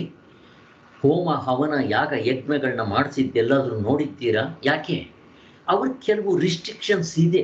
ಇದು ದೇಹದ ಪ್ರಕೃತಿ. ಅವರು ಮೆನ್ಸಸ್ ಆಗ್ತಾರೆ, ಮಡಿ ಮೈಲಿಗೆ ಆಚಾರ ಬೇಕು, ಇವಕ್ಕೆಲ್ಲ ಪೂಜೆಗೆ ಬೇಕು ಅಂತಂದರೆ ದೇವಸ್ಥಾನಗಳಿಗೆ ಈ ಕರ್ಮಕಾಂಡದಲ್ಲಿ ಹೇಳೋ ಯಾಗ ಯಜ್ಞ ಹೋಮ ಹವನಗಳಿಗೆ ತುಂಬ ಸ್ಟ್ರಿಕ್ಟ್ ಇರಬೇಕು. ಅದಕ್ಕೆ ಆಹಾರ ನಿಯಮ ಮತ್ತು ಈ ಹೋಮ ಹವನ ಮಾಡಬೇಕಾದ್ರೆ ಇಷ್ಟೇ ಇಟ್ಟಿಗೆ ಇಡಬೇಕು, ಹೀಗೆ ಜೋಡಿಸ್ಬೇಕು, ಆ ಕಾಲದಲ್ಲೇ ಮಾಡಬೇಕು, ರಾಹುಕಾಲ ಕಡ್ಗೆ ಕಾಲ ಯಾವ ಕಾಲದೆಲ್ಲ ಹೋಮ ಮಾಡಬೇಕು, ಇದೆಲ್ಲ ಸ್ಟ್ರಿಕ್ಟ್ ಇರುತ್ತೆ, ಕಷ್ಟ. ಅದಕ್ಕೆ ಹೇಳಿದ್ದು. ಮತ್ತು ಜಪ ಏನೇನೂ ಕಷ್ಟ ಇಲ್ಲ. ಅದಕ್ಕೆ ಮಡಿ ಇಲ್ಲ, ಮೈಲಿಗೆ ಇಲ್ಲ, ಆಚಾರ ಇಲ್ಲ. ನೀವು ಬೆಳಗ್ಗೆ ಎದ್ದು ಮಖ ತೊಳಿಬೇಡಿ, ಏನು ತೊಳಿಬೇಡಿ, ಕೂತ್ಕೊಂಡು ಹಾಗೆ ಹಲ್ಲುಜ್ಜಬೇಡಿ, ಹಾಗೆ ಕೂತ್ಕೊಂಡು ಜಪ ಮಾಡ್ಬೋದು. ಎಷ್ಟು ಚೆನ್ನಾಗಿದೆ. ಅದಕ್ಕೆ ಸುಲಭ ಈಗಿನ ಕಲಿಯುಗಕ್ಕೆ ಅಂತ ಹೇಳೋದು. ಇರಲಿ, ಕರ್ಮಕಾಂಡ. ಆದ್ದರಿಂದ ಅವ್ರನ್ನ ಮಾವ ಪಾದ ತೊಳೆದು ಕಾಶಿಯಿಂದ ಕರ್ಕೊಂಡ್ಬಂದು ಮದುವೆ ಮಾಡಿ ತನ್ನ ಮಗಳನ್ನ ಕಳಿಸ್ತಾನೆ. ಹಂಗೆ ಅರ್ಥ ಇರೋದು. ಇರಲಿ, ಇದೇ ದೊಡ್ಡ ಕತೆ ಆಗುತ್ತೆ ಇವತ್ತು, ಅದರ ಕತೆ ಬೇಡ. ಇದು ಪ್ರವೃತ್ತಿ ಧರ್ಮದಲ್ಲಿರೋರು. ಇನ್ನು ನಿವೃತ್ತಿ ಧರ್ಮದಲ್ಲಿರೋರು, ಗುರುಕುಲದಿಂದ ಹೋದವರು, ನನಗೆ ಹೆಂಡತಿ ಬೇಡ, ಮಕ್ಕಳು ಬೇಡ, ಏನು ಬೇಡ, ನನಗೆ ಮೋಕ್ಷವೇ ಬೇಕು ಅಂತ ಹೇಳಿ ಅವರು ಆ ಕಡೆಗೆ ಹೋಗ್ಬಿಡ್ತಾರೆ. ಅವ್ರು ಮದುವೆ ಮಾಡ್ಕೊಳ್ಳಲ್ಲ. ನೀವು ಅವ್ರನ್ನ ಕಾಲಿಟ್ಕೊಂಡ್ರೂ ಮದುವೆ ಮಾಡ್ಕೊಳ್ಳಲ್ಲ ಅವರು. ಹೀಗೆ ಇರಲಿ, ಇವತ್ತು ವಿಚಾರ ಬಂದಿರೋದ್ರಿಂದ ಇಲ್ಲಿ ಪ್ರವೃತ್ತಿ ಧರ್ಮ, ನಿವೃತ್ತಿ ಧರ್ಮ ಎರಡೂ ಕೂಡ ವೇದಗಳು ಗೊತ್ತಿದೆ, ರೂಲ್ಸ್ ಆ್ಯಂಡ್ ರೆಗ್ಯುಲೇಷನ್ಸ್ ಗೊತ್ತಿದೆ, ಎಲ್ಲ ಗೊತ್ತಿದೆ. ಈ ಪ್ರವೃತ್ತಿ ಧರ್ಮದಲ್ಲಿ ಅವರಿಗೆ ಆಸೆ ಆಕಾಂಕ್ಷೆಗಳಿರುತ್ತೆ, ನಾನು ಎಲ್ಲರಂಗೆ ಅಂತ. ಅವ್ರನ್ನ ಶಾಸ್ತ್ರ ಹಾಳಾಗೋಗ್ಬಿಟ್ರಿ ನೀವು. ನಿಮಗೆ ಮೋಕ್ಷ ಇಲ್ಲ ಅಂತ ಹೇಳೋದಿಲ್ಲ, ಯಾರನ್ನೂ ಬಿಡೋದಿಲ್ಲ ಶಾಸ್ತ್ರ. ಯಾಕೆ ಹೇಳಿ? ಪರಮಾತ್ಮ ಶಾಸ್ತ್ರವನ್ನು ಸೃಷ್ಟಿ ಮಾಡಿರೋದು. ಪರಮಾತ್ಮನು ಕರುಣಾಮಯಿ. ಯಾರು ಸನ್ಯಾಸಿಗಳಾಗ್ಬಿಟ್ಟು ಆ ಕಡೆ ಹೋಗ್ಬಿಡ್ತಾರೋ ಅವ್ರ ಕತೆ ಬೇರೆ. ಅವರು PhD ರ್ಯಾಂಕ್ ಸ್ಟೂಡೆಂಟ್ಸ್. ಇವಾಗ 35 ಮಾರ್ಕ್ಸ್ ತೆಗೆಯುವಂಥವ್ರನ್ನ ಟೀಚರ್ ಬಿಟ್ಬಿಡ್ತಾರ? ಬಿಡೋದಿಲ್ಲ. ಬಾಪ ನಿನಗೂ ವಿದ್ಯೆ ಹೇಳ್ಕೊಡ್ತೀವಿ ಅಂತ ಹೇಳ್ಕೊಡ್ತಾರಲ್ಲ, ಹಾಗೆ ಅವ್ರಿಗೆ ಅಪ್ಪ ನೀವು ಈ ಮಾರ್ಗದಲ್ಲಿ ಹೋಗ್ರಿ. ಬ್ರಹ್ಮಚರ್ಯ ಆಶ್ರಮ ಆಗೋಯ್ತು, ಈಗೇನು ಮಾಡಬೇಕು? ಗೃಹಸ್ಥಾಶ್ರಮಕ್ಕೆ ಬಂದಿದ್ದೀರಾ, ಬಟ್ ಧರ್ಮವನ್ನು ಬಿಡಬಾರ್ದು. ನೋಡ್ರಿ ಎಷ್ಟು ಚೆನ್ನಾಗಿದೆ. ಅದು ಗುರುಕುಲದಲ್ಲಿ ಓದಿದ್ದಾರೆ, ರೂಲ್ಸ್ ಆ್ಯಂಡ್ ರೆಗ್ಯುಲೇಷನ್ ಗೊತ್ತವರಿಗೆ. ಧರ್ಮವನ್ನು ಬಿಡಬಾರ್ದು. ಮತ್ತೇನು ಮಾಡಬೇಕು? ನಿಮ್ಗೆ ಆಸೆ ಇದೆ ತಾನೆ ಹಣ ಸಂಪಾದನೆ ಮಾಡಬೇಕು, ಗೋ ಹೇಡ್, ಬಟ್ ಧರ್ಮದ ಆಧಾರದ ಮೇಲೆ. ಅಲ್ಲಿ 4 ಹೇಳ್ತಾರೆ. ಏನು ಹೇಳ್ತಾರೆ? ಯಾಕಾದ್ರೂ ಗೊತ್ತಾ?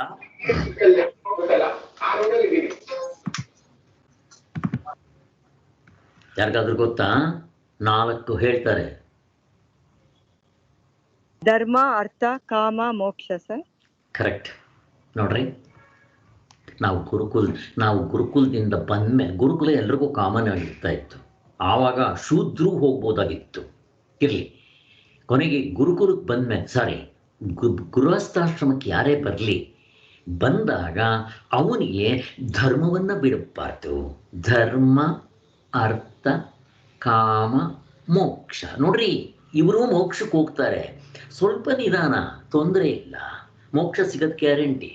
ಬಟ್ ಧರ್ಮವನ್ನು ಬಿಡಬಾರ್ದು. ಬೇಸ್ಮೆಂಟು ಮನೆ ಕಟ್ಟಬೇಕಾದ್ರೆ ಹೇಗೆ ತಳದಿನೋ ಹಾಗೆ ಈ 4ಕ್ಕೂ ಧರ್ಮ ಆಧಾರ. ಅವನ್ನೆಲ್ಲ ಓದ್ಕೊಂಡ್ಬಂದಿದ್ದಾನೆ ಗುರುಕುಲದಲ್ಲಿ. ಹೇಗೆ ನಡ್ಕೋಬೇಕು, ಹೇಗಿರಬೇಕು, ಯಮ ನಿಯಮಗಳು ಹೇಗೆ ಮಾಡಬೇಕು, ಸತ್ಯವನ್ನೇ ಹೇಳಬೇಕು, ಸುಳ್ಳು ಹೇಳಬಾರ್ದು, ಕಳ್ತನ ಮಾಡಬಾರ್ದು, ಹಿಂಸೆ ಮಾಡಬಾರ್ದು, ಸರಳವಾಗಿ ಜೀವನ ಮಾಡಬೇಕು, ಎಲ್ಲ ಕಲ್ತು ಬಂದಿದ್ದಾನೆ. ಹಾಗೆ ನಡ್ಕೊತಾನ. ಅವನು ಮಾತ್ರ ನಡ್ಕೊಳ್ಳೋದಲ್ಲ, ಹೆಂಡ್ತಿನೂ ಅದೇ ದಾರಿಯಲ್ಲಿ ಕರ್ಕೊಂಡ್ಬರ್ತಾನೆ. ಅದಕ್ಕೆ ಅಂಥ ಗಂಡನನ್ನ ಹೆಂಡತಿ ದೇವರು ಅಂತ ಪೂಜೆ ಮಾಡಬೇಕು ಅಂತ ಇದ್ದಿದ್ದು ಪದ್ಧತಿ. ಹೀಗೇನಾಗಿದೆ? ಗಂಡ ಕ್ಲಬ್ಗೆ ಹೋಗ್ತಾನೆ, ಇಸ್ಪೆಟ್ಟಾಡ್ತಾನೆ, ಜೂಜಾಡ್ತಾನೆ. ಅಂಥವನಿಗೆ ಮಾವ ಕಾಶಿ ಯಾತ್ರೆ ಅಂತ ಹೇಳಿ ಕಾಲು ತೊಳಿತಾನೆ. ಇವರಿಬ್ಬರು ಎಲ್ಲಿ ಸೇರಿದ್ರು? ಕ್ಲಬ್ನಲ್ಲಿ ಸೇರಿದ್ರು. ಮಾವನು ಕ್ಲಬ್ಗೆ ಹೋಗ್ತಾ ಇದ್ದ, ಮಾಸ್ಟರ್ ಇನ್ ಕ್ಲಬ್ನಲ್ಲಿ ಜೂಜಾಡೋದು, ಕುಡಿಯೋದು, ಕುದುರೆ ರೇಸು. ಅಳಿಯಾನು ಅಲ್ಲಿದ್ದ. ಹಂಗೆ ಫ್ರೆಂಡ್ಶಿಪ್ ಆಗಿ ನನ್ನ ಮಗಳು ಕೊಡ್ತೀವಿ ಅಂತ ಕರ್ಕೊಂಬಂದು ಕೊಡ್ತಾ ಇದ್ದಾರೆ ಕಾಶಿ ಯಾತ್ರೆ ಅಂತ ಹೇಳಿ. ಅವ್ರನ್ನ ಈಗಿನ ಸಿಸ್ಟಮ್ ಹಿಂಗೆ ಆಗಿಬಿಟ್ಟಿದೆ. ಆದ್ದರಿಂದ ಎಂಥ ಗಂಡನಿಗೆ ಅಂದರೆ ಮದುವೆ ಗಂಡಿಗೆ ಕಾಲು ತೊಳೆಯೋದು ಮಾವನಾದವನು. ಮಾವನೂ ಬ್ರಹ್ಮಜ್ಞಾನಿ, ಇವನಿನ್ನೂ ಬ್ರಹ್ಮಜ್ಞಾನಿ ಆಗಿದ್ದಾನೋ ಇಲ್ವೋ, ಆದರೂ ಅವಳ ಮಗಳನ್ನ ದಾರಿನಲ್ಲಿ ಕರ್ಕೊಂಡು ಹೋಗು ಅಂತ ಹೇಳಿದ್ರು. ಅಂಥ ಮಗಳಿಗೆ ಈಗ ಗಂಡನ್ನ ದೇವರು ಅಂತಂದರೆ ಭಕ್ತಿ ಬರುತ್ತೆ. ಈಗಿನ ಗಂಡನ್ನ ದೇವರು ಅಂತಂದ್ರೆ ಭಕ್ತಿ ಬರುತ್ತಾ? ಕ್ಲಬ್ಗೆ ಹೋಗ್ತಾ ಇರ್ತಾನೆ, ಕುಡಿತಾ ಇರ್ತಾನೆ, ಇಸ್ಪೆಟ್ಟಾಡ್ತಾನೆ, ಜೂಜಾಟ ಆಡ್ತಾನೆ. ಎಷ್ಟು ವ್ಯತ್ಯಾಸ ಇದೆ ಅದಕ್ಕೆ ಸುಮ್ಮನೆ ನಾನು ಹಾಸ್ಯವಾಗಿ ಹೇಳ್ತೀವಿ, ಎಲ್ಲ ಕಡೆ ಹಂಗಿರಲ್ಲ. ಸೊ ಇದು ಪ್ರವೃತ್ತಿ ಧರ್ಮ. ನೋಡ್ರಿ, ಹಣ ಸಂಪಾದನೆ ಮಾಡಬೇಕಾ, ಶ್ರೀಮಂತನಾಗಬೇಕಾ, ಆಗು ಲಕ್ಷ್ಮೀ ಪೂಜೆ ಮಾಡು. ವಿದ್ಯೆ ಬೇಕಾ, ಸರಸ್ವತಿ ಪೂಜೆ ಮಾಡು. ನೀನು ಮಾಡೋ ಕೆಲಸಗಳೆಲ್ಲ ನಿರ್ವಿಘ್ನವಾಗಿ ನಡಿಬೇಕಾ, ಗಣಪತಿ ಪೂಜೆ ಮಾಡೋ. ಮತ್ತೆ ನಿನಗೆ ತೊಂದರೆಗಳು ಬಂದ್ಬಿಟ್ಟಿದೆ ಯಾವುದೋ ಕಾರಣದಿಂದ, ಅವನ್ನ ನಿವಾರಣೆ ಮಾಡ್ಕೋಬೇಕಾ? ಸತ್ಯನಾರಾಯಣ ಪೂಜೆ ಮಾಡು. ಆರೋಗ್ಯ ಬೇಕಾ? ಸೂರ್ಯ ನಮಸ್ಕಾರ, ಸೂರ್ಯನ ಪೂಜೆ ಮಾಡು. ಎಷ್ಟು ಚೆನ್ನಾಗಿದೆ ನೋಡ್ರಿ ನಮ್ಮಲ್ಲಿ. ದೇವರನ್ನ ಬಿಡಬಾರ್ದು ಅಲ್ಲಿ. ಅದಕ್ಕೋಸ್ಕರ ಅರ್ಥ, ಅರ್ಥ ಅಂದ್ರೆ ಏನು? ಎಲ್ಲವನ್ನು ಕೂಡ ಕೊಡೋದು. ಅದು ಬೇಕು, ಇದು ಬೇಕು, ಹೆಂಡತಿ ಬೇಕು, ಆಸ್ತಿ ಬೇಕು, ಪಾಸ್ತಿ ಬೇಕು, ಮಕ್ಕಳು ಬೇಕು, ಕೂಡಕ್ಕೋ. ಬಟ್ ದೇವ್ರನ್ನ ಸೇರಿಸ್ಕೊಂಡು ಹೆಂಗಿದೆ ನೋಡ್ರಿ. ಅದಕ್ಕೋಸ್ಕರ ಅದಾದ ಮೇಲೆ ಧರ್ಮದಿಂದ ಅರ್ಥ, ಅರ್ಥದಿಂದ ಕಾಮ, ಅನುಭೋಗಿಸು. ಕಾಮ ಅಂದ್ರೆ ಏನು? ಭೋಗಿಸು, ಅವುಗಳ ಸುಖದಿಂದ ಭೋಗಿಸು. ಬಟ್ ಧರ್ಮದ ಬೇಸ್ನಲ್ಲಿ ಸಂಪಾದನೆ ಮಾಡಬೇಕು, ಅದನ್ನು ಅನುಭೋಗಿಸು. ಪ್ರಾಪರ್ ಚಾನಲ್, ಅಧರ್ಮದ ಕಡೆ ಹೋಗಬಾರ್ದು. ಸೊ ನಮಗೆ ಕಾಮ, ಹೆಂಡತಿನ ಭೋಗಿಸ್ಬೇಕು ಅಂದರೆ ಮದುವೆ ಮಾಡ್ಕೊಂಡಿರ್ಬೇಕು, ಪ್ರಾಪರ್ ಚಾನಲ್ ಆಗಿರಬೇಕು. ಬಟ್ ಒಬ್ಬಳೆ ಶ್ರೀರಾಮಚಂದ್ರ ಏನು ಹೇಳ್ತಾನೆ ಮದುವೆ ಆದಾಗ? ಏಕಪತ್ನಿ ವ್ರತ ಅಲ್ಲ, ಹೆಂಗಸರು ಮಾತ್ರ ಅಲ್ಲ, ರಾಮನು ಏಕಪತಿ ವ್ರತ ಅಲ್ಲ, ಏಕಪತ್ನಿ ವ್ರತ. ಅವನು ಒಂದೇ ಹೆಂಡ್ತಿನ ಮತ್ತೆಲ್ಲೂ ಕಣ್ಣೆತ್ತು ನೋಡಲಿಲ್ಲ ರಾಮ. ನಾವು ಹಾಗಿರಬೇಕು ಅಂತ ಹೇಳ್ತಾರೆ ಶಾಸ್ತ್ರದಲ್ಲಿ. ಎಷ್ಟು ಕಷ್ಟ ಇದೆ. ಸೊ ಗಂಡ ಹಾಗೆ, ಹೆಂಡತಿ ಹಾಗೆ ಇದ್ದರೆ ಏನು ಹೇಳಬೇಕು? ಅದಕ್ಕೆ ಸೀತಾಮಾತೆ ಪತಿವ್ರತೆಯಲ್ಲಿ ಒಬ್ಬರು ಅಂತ ಅನ್ನೋದು ಇರಲಿ. ಹಾಗೆ ಮತ್ತೇನು, ಅಂಥ ಹುಟ್ಟಿರೋ ಮಕ್ಕಳು ಹೇಗಿರ್ತಾರೆ? ಅಲ್ಲಿ ತಂದೆ ಗುರುಕುಲದಲ್ಲಿ ಓದ್ದವನು, ಅವನು ಇಂಜಿನ್ ಇದ್ದಂಗೆ. ಇನ್ನು ತಾಯಿ ಕೂಡ ಅದೇ ಲೆವೆಲ್ನಲ್ಲಿ ಬಂದವಳು. ತಂದೆ ತಾಯಿ ಇಬ್ಬರು ಇಂಜಿನ್ನು, ಮಕ್ಕಳೇನು ಬೋಗಿಗಳು. ಇವಾಗ ನೀವೇ ಇಮ್ಯಾಜಿನ್ ಮಾಡ್ಕೊಳ್ಳಿ, ನಾನೇನು ಹೇಳಬೇಕಾಗಿಲ್ಲ. ಇಂಜಿನ್ ಎಂಥದ್ದು ಅಂತ ಹೇಳಿದ್ನಲ್ಲ ಆವಾಗಲೇ. ಕ್ಲಬ್ಬು, ಇಸ್ಪೆಟ್ಟು, ಡ್ರಿಂಕ್ಸು, ಜೂಜಾಟ, ಕುದುರೆ. ಮಕ್ಳು ಹೆಂಗಿರ್ತಾರೆ? ಸಿಗರೆಟ್ ಸೇರ್ತಾ ಇದ್ರೆ ಮಕ್ಳು ಹೆಂಗಿರ್ತಾರೆ? ಅವರು ಅಷ್ಟೇ. ಹಂಗಾಗ್ಬಿಟ್ಟಿದೆ ನಮಗೆ. ಮಕ್ಕಳಿಗೆ ನಾವು ಏನು ಕೊಡಬೇಕು? ಒಳ್ಳೆ ಸಂಸ್ಕಾರ ಅಂತಂದರೆ ಸಚ್ಚಿದಾನಂದ ಸರಸ್ವತಿ ಸ್ವಾಮಿಗಳು ತಲೆ ಚಿಚ್ಕೊತಾರೆ, ಮಕ್ಕಳಿಗೆ ಇಂಥ ಸಂಸ್ಕಾರ ಕೊಡ್ರಪ್ಪ ಅಂಥದ್ದಲ್ಲ. ನೀವು ಆಸ್ತಿ ಸಂಪಾದನೆ ಮಾಡಿಕೊಡೋದಲ್ಲ. ಎಷ್ಟು ಆಸ್ತಿ ಕೊಟ್ಟರೆ ಇರುತ್ತೆ, ನಮಗೆ ಬರೋದಿಲ್ಲ. ನಮ್ಮ ಜೊತೆಲಿ ಅಂದರೆ ಮಕ್ಕಳಿಗೆ ಬರುತ್ತಾ? ಮತ್ತು ಇದು ನಿಜವಾಗ್ಲೂ ಆಸ್ತಿ ಅಂತಂದರೆ ಹೇಳ್ತಾರೆ. ಸೊ ನಮ್ಮಲ್ಲಿ ಆಸ್ತಿ ಅಂದರೆ ಯಾವುದಿರಬೇಕು ಗೊತ್ತಾ? ಶಮ, ದಮ, ಉಪರತಿ, ತಿತಿಕ್ಷ, ಸಮಾಧಾನ, ಶ್ರದ್ಧೆ. ಇದನ್ನು ಸಂಪತ್ತು ಅಂತ ಕರೀತಾರೆ. ಸಾಧನ ಸಂಪತ್ತು. ಇಂಥ ಸಂಪತ್ತು ಕೊಡ್ಬೇಕು ನಮ್ಮ ಮಕ್ಕಳಿಗೆ, ಮೊಮ್ಮಕ್ಕಳಿಗೆ ಇರಲಿ. ಸೊ ಅಲ್ಲಿ ಕೂಡ ಆ ಆಶ್ರಮ, ಅದಕ್ಕೆಲ್ಲ ರೂಲ್ಸ್ ಆ್ಯಂಡ್ ರೆಗ್ಯುಲೇಷನ್ ಇದೆ. ಇವತ್ತು ನಾನು ಅದನ್ನು ಹೇಳಕ್ಕೆ ಹೋಗೋದಿಲ್ಲ, ಹಿಂದೆ ಯಾವಾಗಲೂ ಹೇಳಿರ್ತೀವಿ, ಮತ್ತೆ ಯಾವಾಗಲಾದರೂ ಹೇಳೋಣ. ಬ್ರಹ್ಮಚರ್ಯ ಆಶ್ರಮದಲ್ಲಿದ್ದರೆ ರೂಲ್ಸ್ ಆ್ಯಂಡ್ ರೆಗ್ಯುಲೇಷನ್ನು, ಗೃಹಸ್ಥಾಶ್ರಮಕ್ಕೆ ಬಂದರೆ ಅಲ್ಲಿ ರೂಲ್ಸ್ ಆ್ಯಂಡ್ ರೆಗ್ಯುಲೇಷನ್ನು. ಏನದು ರೂಲ್ಸ್ ಆ್ಯಂಡ್ ರೆಗ್ಯುಲೇಷನು? ಅತಿಥಿ ಸತ್ಕಾರ ಎಲ್ಲ ಇದೆ, ದಾನ ಧರ್ಮಗಳು ಎಲ್ಲ ಇದೆ. ನಾವು ಸಂಪಾದನೆ ಮಾಡಿದ್ರಲ್ಲಿ 5% ಆವಾಗ ಹೇಳ್ತಾ ಇದ್ದಿದ್ದು 2% ಕೊಡಬೇಕು ಅಂತ. ಇವಾಗ 2% ಏನು ಬರುತ್ತೆ? ಅಟ್ಲೀಸ್ಟ್ 5% ಅಷ್ಟು ದಾನ ಧರ್ಮಗಳು ಮಾಡಬೇಕು ಅಂತ ಹೇಳ್ತಾರೆ. ಎಲ್ಲಿ ಮಾಡ್ತೀವಿ ನಾವು? ನಮಗೆ ಎಷ್ಟಿದ್ರೂ ಸಾಲದು, ಬಕಾಸುರರಾಗ್ಬಿಟ್ಟಿದ್ದೀವಿ. ಎಷ್ಟು ದುಡ್ಡಿದ್ರೂ ಸಾಲದು. ಯಾಕೆ? ಭೋಗ ಜೀವನ ನಮ್ಮದು ಹಾಗಾಗ್ಬಿಟ್ಟಿದೆ. ಆ 5%ನ ನಾವು ಹೆಂಗೆ ಕೊಡಬೇಕು? ದಾನ, ಅನ್ನದಾನ ಅತ್ಯಂತ ಶ್ರೇಷ್ಠ. ನಾನು ಹೇಳಿದ್ದೀನಿ ಇದನ್ನು. ಅದಕ್ಕಿಂತ ಶ್ರೇಷ್ಠ ಅಂದರೆ ವಿದ್ಯಾದಾನ. ಯಾವುದು? ಲೌಕಿಕದ ವಿದ್ಯೆ. ಅದಕ್ಕಿಂತ ಶ್ರೇಷ್ಠ ಅಂದರೆ ಹುಟ್ಟು ಸಾವುಗಳನ್ನೇ ತಪ್ಪಿಸ್ಬಿಡೋದು, ಅಜ್ಞಾನವನ್ನೇ ಕಳೆದು ಬಿಡುವಂಥ ಮೋಕ್ಷ ಜ್ಞಾನ. ನಮ್ಮ ಆಶ್ರಮದಲ್ಲಿ ಈ ಜ್ಞಾನವನ್ನು ಕೊಡೋದು ಮುಖ್ಯವಾಗಿದೆ. ಹಾಗೆ ಆದ್ದರಿಂದ ಇಂಥ ಜ್ಞಾನ ಎಲ್ಲಿ ಕೊಡ್ತಾರೋ, ಅಲ್ಲಿ ಅಂಥ ಕಡೆ ಅನ್ನದಾನ, ಕಾಯವಾಚ ಮನಸ್ಸ ನಾವು ಮಾಡಿದ್ದಾದರೆ ಅದು ತುಂಬ ಹೆಚ್ಚಿನ ಫಲ ಅಂತ ಹೇಳ್ತಾರೆ. ಹಾಗೆ ಸೊ ಅಲ್ಲಿಗೆ ಧರ್ಮ, ಅರ್ಥ, ಕಾಮ ಅನುಭವಿಸಿ ಮತ್ತೆ ಎಲ್ಲಿಗೆ? ಮೋಕ್ಷಕ್ಕೆ ಕರ್ಕೊಂಡು ಹೋಗುತ್ತೆ. ಎಷ್ಟು ಚೆನ್ನಾಗಿದೆ ನೋಡ್ರಿ ನಮ್ಮ ಪದ್ಧತಿ. ಋಷಿಮುನಿಗಳು ಹಾಕ್ಕೊಟ್ಟಿರೋದು. ಹಾಗೂ ಸತ್ಯ, ಈಗ ಸತ್ಯ, ಮುಂದಕ್ಕೆ ಸತ್ಯ, ಇನ್ನು ಕೋಟಿ ವರ್ಷಗಳಾಗಲಿ ಆವಾಗಲೂ ಇದು ಸತ್ಯವಾಗಿರುತ್ತೆ. ಸೈಂಟಿಫಿಕ್ ಅಲ್ಲ ಇದು. ಸೈನ್ಸ್ ಆದರೆ ನಾಳೆ ಇನ್ನೊಬ್ಬ ಬರ್ತಾನೆ, ಚೇಂಜ್ ಮಾಡಿಬಿಡ್ತಾನೆ. ಅದಲ್ಲ, ಅದಕ್ಕೆ ಹೇಳ್ತಾ ಇರೋದು. ನಾವು ವ್ಯಾಕ್ಸಿನೇಷನ್ ತಗೊಳ್ರಿ, ಮೊದಲೇ ಎತ್ಕೊತಾನೆ ಏನು ಹೇಳಿದ್ರು? 2 ವ್ಯಾಕ್ಸಿನೇಷನ್ ಹಾಕ್ಸ್ಕೋಬೇಕು ಅಂತ. ಮೊದಲನೇದಕ್ಕೆ ಎರಡನೇದಕ್ಕೆ ಎಷ್ಟು ಡಿಸ್ಟೆನ್ಸ್ ಹೇಳಿದ್ರು? 28 ದಿವಸ ಹೇಳಿದ್ರು. ಈಗೇನು ಹೇಳ್ತಾರೆ? 90 ದಿವಸ ಹೇಳ್ತಾರೆ. ಏನು ಸ್ವಾಮಿ ಹಿಂಗೆ? ಅಷ್ಟೇ, ಸೈನ್ಸ್ ಇಷ್ಟೇ, ಬದಲಾವಣೆ ಆಗ್ತಾ ಇರುತ್ತೆ. ನಾಳೆ ಇನ್ನೊಬ್ಬ ಬರ್ತಾನೆ, 4 ತಿಂಗಳು ಬಿಡಬೇಕು ಅಂತ ಹೇಳ್ತಾರೆ. ಅಷ್ಟೇ ಸೈನ್ಸು. ಸ್ವಾಮಿ, ನಿಮ್ಮದು ಹಿಂಗೆ ಆತ್ಮತತ್ವ ಬದಲಾವಣೆ ಆಗ್ಬಿಟ್ರೆ, ಆತ್ಮ ಅಂದರೆ ಬೇರೆ ಆಗ್ಬಿಟ್ರೆ ಆಗುತ್ತಾ? ನನ್ನ ಪ್ರಶ್ನೆ. ಆತ್ಮತತ್ವನೂ ಹಿಂಗೆ ಚೇಂಜ್ ಆಗುತ್ತಾ? ನಮ್ಮ ಧರ್ಮ ಗಿರ್ಮ ಎಲ್ಲ ಚೇಂಜ್ ಆಗುತ್ತಾ? ಪ್ರಶ್ನೆ ಏನು ಹೇಳ್ತೀರಾ? ಆತ್ಮತತ್ವ ಚೇಂಜ್ ಆಗಲ್ಲ ಸರ್. ಯಾಕಾಗಬಾರ್ದು? ಯಾಕಾಗೋದಿಲ್ಲ? ರೀಸನ್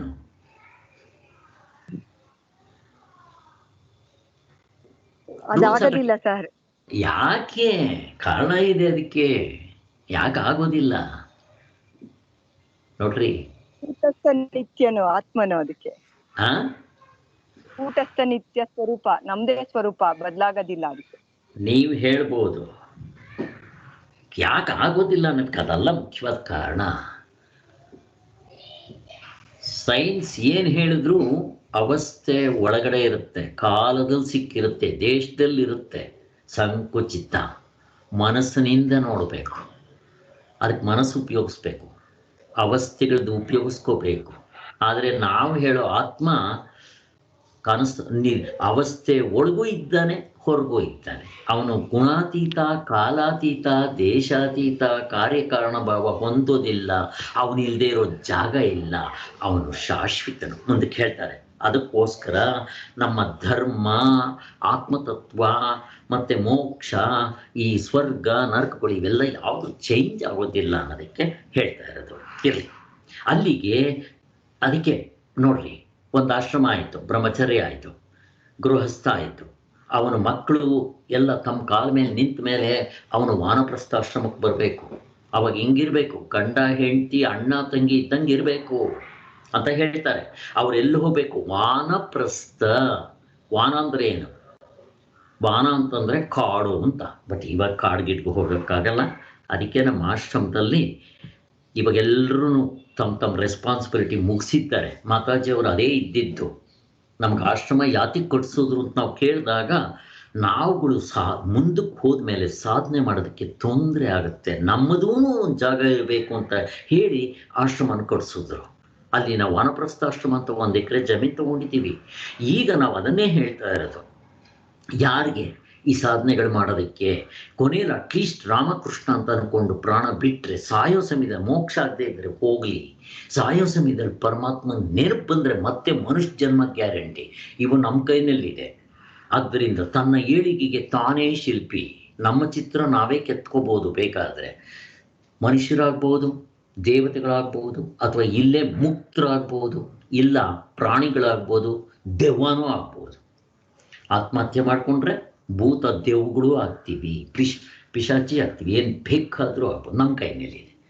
ಸೊ ಗೋಡ ಹೈ, ಮೈದಾನ ಹೈ, ನಮ್ಮ ಕೈನಲ್ಲಿ ಉಪಯೋಗಿಸ್ಕೊಳ್ರಿ ಅಂತ ಹೇಳ್ತಾರೆ ಶಾಸ್ತ್ರ. ಅದಕ್ಕೋಸ್ಕರನೇ ಅಲ್ಲಿ ನಾವು ಆ ಥರ ಮಾಡಬೇಕು ಅಂತಿದ್ದೀವಿ.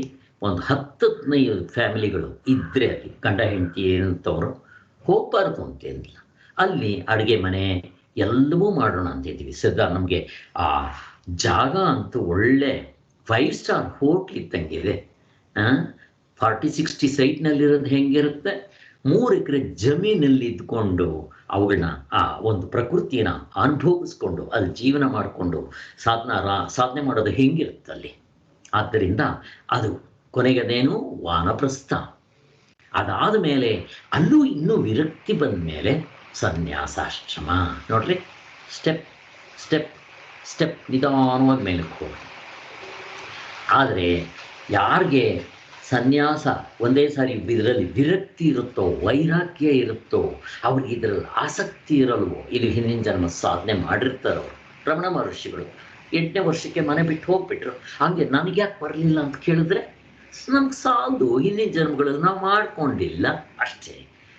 ಅವರಿಗೆ ಡೈರೆಕ್ಟ್ ಏರೋಪ್ಲೈನಲ್ಲಿ ಹೋಗ್ಬಿಡ್ತಾರೆ.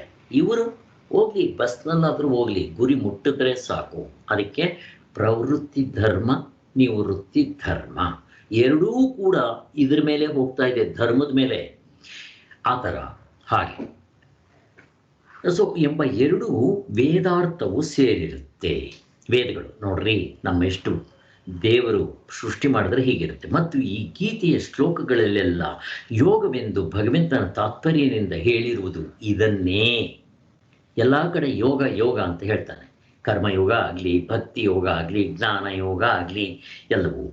ಆದ್ದರಿಂದ ವೇದಾರ್ಥವು ಇಲ್ಲಿಗೆ ಮುಗಿದಂತಾಯಿತೆಂದು ಭಾವಿಸಿ ಹೇಳಬೇಕು ಅಂದರೆ 2ನೇ ಅಧ್ಯಾಯದಲ್ಲೇ ನಿಮಗೆ ಯೋಗದ ಪೂರ್ತಿ ಅರ್ಥ ಮುಗಿದೋಯ್ತು.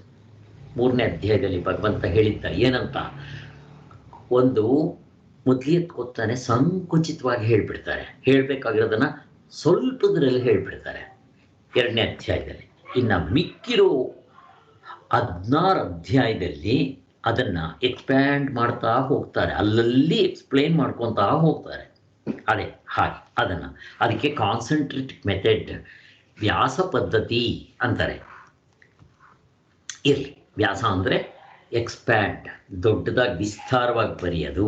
ವೇದ ವ್ಯಾಸರು ಮೊದಲು ಒಂದೇ ವೇದ ಇದ್ದಿದ್ದು, ಅವರು ಒಂದು ವೇದ ಅದನ್ನು 4 ವೇದಗಳು ಮಾಡಿದ್ರು. ಏನು ಮಾಡಿದ್ರು? ವಿಸ್ತಾರ ಮಾಡಿದ್ರು. ಹಾಗೆ ಇದು ವ್ಯಾಸ ಪದ್ಧತಿ ಅಂತ ಹೇಳ್ತಾರೆ. ಅದು ಆದ್ದರಿಂದ ವೇದಾರ್ಥ ಮುಗಿದಂತಾಯಿತು ಅಂತ ಹೇಳ್ತಾ ಇದ್ದಾರೆ. ಈಗ ಗುರುವಂಶವನ್ನು ಹೇಳಬೇಕಾಗಿದೆ. ಗುರುವಂಶ ಅಂದರೆ ಏನು? ಇಲ್ಲಿ ನೋಡ್ರಿ, 1ನೇ ಶ್ಲೋಕ ಇಲ್ಲಿ ಶುರುವಾಗುತ್ತೆ. ಇಷ್ಟೊತ್ತು ಭಾಷ್ಯ ಹೇಳಿದ್ರು ಸ್ವಾಮಿಗಳು, ಬಟ್ ಇಷ್ಟೆಲ್ಲ ಹೇಳಿರಲ್ಲ. ಅವರೆಲ್ಲ ಒಂದು 4-5 ಲೈನಲ್ಲಿ ಹೇಳಿರ್ತಾರೆ. ಅಲ್ಲಿ ಪ್ರವೃತ್ತಿ ನಿವೃತ್ತಿ ಅಂತ ಬಿಡ್ತಾರೆ. ನಮ್ಗೆ ಅದರ ಅರ್ಥ ಗೊತ್ತಿರಬೇಕು. ಅದು ಈಶಾವಾಸ್ಯ ಉಪನಿಷತ್ನಲ್ಲಿ ಹೇಳಿರ್ತಾರೆ. ನಾವು ಅದನ್ನು ಕಲೆಕ್ಟ್ ಮಾಡಿಕೊಂಡ್ರೆ ಇಲ್ಲಿ ಸೇರಿಸ್ಕೋಬಹುದು. ಈಗ 1ನೇ ಶ್ಲೋಕ ಶುರುವಾಗ್ತಾ ಇದೆ. ಶ್ರೀ ಭಗವಾನು ವಾಚ. ಎಲ್ಲ ಕಡೆ ಕೃಷ್ಣ ಹೇಳ್ದ ಅಂತ ಎಲ್ಲೂ ಹೇಳಿಲ್ಲ. ಶ್ರೀ ಭಗವಾನು ವಾಚ ಪ್ರತಿ ಸಾರಿನೂ ನಮಗೆ ನೆನಪು ಕೊಡೋದಕ್ಕೆ ಕೃಷ್ಣ ಭಗವಂತ ಶ್ಲೋಕಗಳು ಹೇಳಿದಾಗೆಲ್ಲ ಭಗವಾನು ವಾಚ, ಅವನು ಸಾಕ್ಷಾತ್ ಭಗವಂತನು ಅಂತ. ಭಗ ಅಂತಂದರೆ ತುಂಬ ದೊಡ್ಡವನು, ಭಗವಂತ ಅಂತ. ಯಾವುದನ್ನು ಅಂತ ಮಾಡ್ತಾನೋ ಅವನು ಭಗವಂತ. ನಮ್ಮ ಈ ಲೈಫ್ ಸೈಕಲ್, ಹುಟ್ಟು ಸಾವು ಮತ್ತು ನಮ್ಮ ದುಃಖದ ಅಂತ ಮಾಡ್ತಾನೆ. ಅದಕ್ಕೆ ವೇದಾಂತ ಅಂತ ಹಿಂಗೆಲ್ಲ ಹೇಳೋದು, ಭಗವಂತ ಅಂತ. 1ನೇ ಶ್ಲೋಕ. ಇಮಂ ವಿವಸ್ವತೆ ಯೋಗಂ ಪ್ರೋಕ್ತವಾನಾಹ ಮವ್ಯಯಂ ವಿವಸ್ವಾನ್ಮನವೇ ಪ್ರಾಹ ಮನುರುಕ್ಷ ಕವೇ ಬ್ರಹ್ಮವಿತ್ ಅಂತ.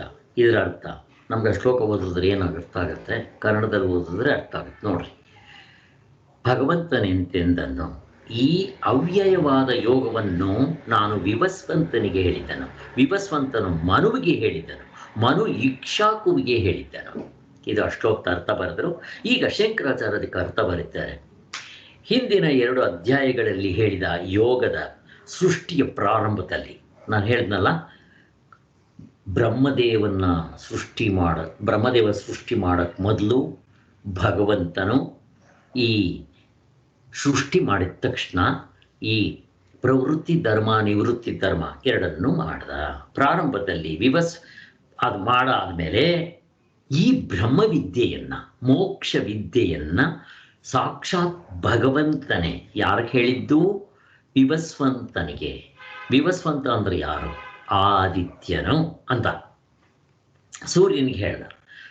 ಆದಿತ್ಯನು ಅಂದರೆ ಯಾರು? ಅವನು ಕ್ಷತ್ರಿಯ ರಾಜರಲ್ಲ, ಅವನು ಒಬ್ಬ. ಹಾಗೆ ಅವನೇನು ಮಾಡ್ದ? ಮನುವಿಗೆ ಹೇಳಿದ. ಮನು ಏನು ಮಾಡಿದ್ರು? ತಮ್ಮ ಮಗನಾದ ಇಕ್ಷಾಕುವಿಗೆ ಹೇಳಿದರು. ಇದು ಗುರು ಪರಂಪರೆ. ಅದೇ ವಿದ್ಯೆಯನ್ನ ಅರ್ಜುನನಾದ ನಿನಗೆ ಹೇಳ್ತಾ ಇದ್ದೀನಿ, ನೀನು ಕ್ಷತ್ರಿಯನೇ ಅಂತ ಕೃಷ್ಣ ಭಗವಂತ ಹೇಳ್ತಾ ಇದ್ದಾನೆ. ಹೀಗೆ ಈ ರಾಜರಿಗೆ ಯಾಕೆ ಹೇಳಿದ್ದು? ಕ್ಷತ್ರಿಯರಿಗೆ ಜಗತ್ತನ್ನು ಕಾಪಾಡೋದು ಕ್ಷತ್ರಿಯರು, ಬಲವನ್ನು ಕೊಡುವುದಕ್ಕೆ ಅವರಿಗೆ ಭುಜಬಲ ಇರುತ್ತೆ. ಆದ್ದರಿಂದ ಅವ್ರಿಗೆ ಹೇಳಿಕೊಟ್ರು. ಅವ್ರಿಗೆ ಯಾಕೆ ಹೇಳಿದ್ದು? ಬ್ರಾಹ್ಮಣರಿಗೆ ಈ ವಿದ್ಯೆ ಇದ್ದೇ ಇರುತ್ತೆ. ಬ್ರಾಹ್ಮಣರು ಇದ್ದೇ ಇರುತ್ತೆ ಅವರಿಗೆ. ಹೇಗೆ ಅಂತಂದರೆ, ಬ್ರಾಹ್ಮಣರು ಬೀಜ ಇದ್ದಂಗೆ. ಬ್ರಾಹ್ಮಣ, ಕ್ಷತ್ರಿಯ, ವೈಶ್ಯ, ಶೂದ್ರ, ಇದು 4. ಅದರಲ್ಲಿ ಬ್ರಾಹ್ಮಣರದ್ದು ಏನಪ್ಪ ಅಂತಂದರೆ, ಹಿಂದೆ ಹೇಳಿದ್ವಿ ನಾವು, ಬ್ರಾಹ್ಮಣರು ಏನು ಮಾಡಬೇಕು? ಅವರು ಯಾರ ಹತ್ರ ದುಡ್ಡಿಸ್ಕೋಬಾರದು.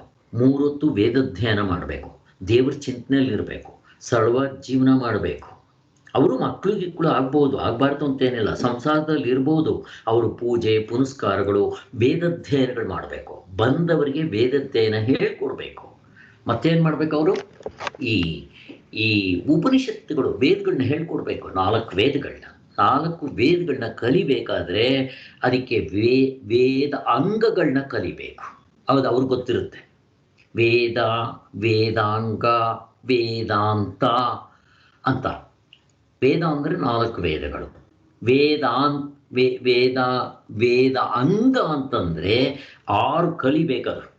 ಅದರಲ್ಲಿ ಸಂಸ್ಕೃತ ಇರುತ್ತೆ, ವ್ಯಾಕರಣ ಇರುತ್ತೆ, ನಿರುಕ್ತಿ ಇರುತ್ತೆ, ಮತ್ತೆ ಅದರಲ್ಲಿ ಇದು ಏನಂತಾರೆ, ಈ ಜಾತಕ ನೋಡೋದು ಎಲ್ಲ ಹೇಳ್ತಾರಲ್ಲ, ಅವೆಲ್ಲ ಸೇರಿರುತ್ತೆ. ಒಟ್ಟು 6. ಇವುಗಳನ್ನೆಲ್ಲ ಕಲ್ತ್ಕೊಂಡ್ರೇನೆ ಗೊತ್ತಾ? ಜ್ಯೋತಿಷ್ಯ 6 ಗೊತ್ತಾ ನಿಮ್ಗೆ? ಅದೇ ಜ್ಯೋತಿಷ್ಯ, ನಿರುಕ್ತಿ ಹಿಂಗೆಲ್ಲ ಬರುತ್ತೆ 6. ಆಮೇಲೆ ಅದರಲ್ಲಿ ವ್ಯಾಕರಣ ಇವೆಲ್ಲ ಬರುತ್ತೆ. ಇರ್ಲಿ, ಅವನ್ನೆಲ್ಲ ಕಲ್ತ್ಕೋಬೇಕು. ಅವನ್ ಕಲ್ತ್ಕೊಂಡು ಕೊನೆಗೆ ವೇದಾಂತ ಉಪನಿಷತ್ತುಗಳು.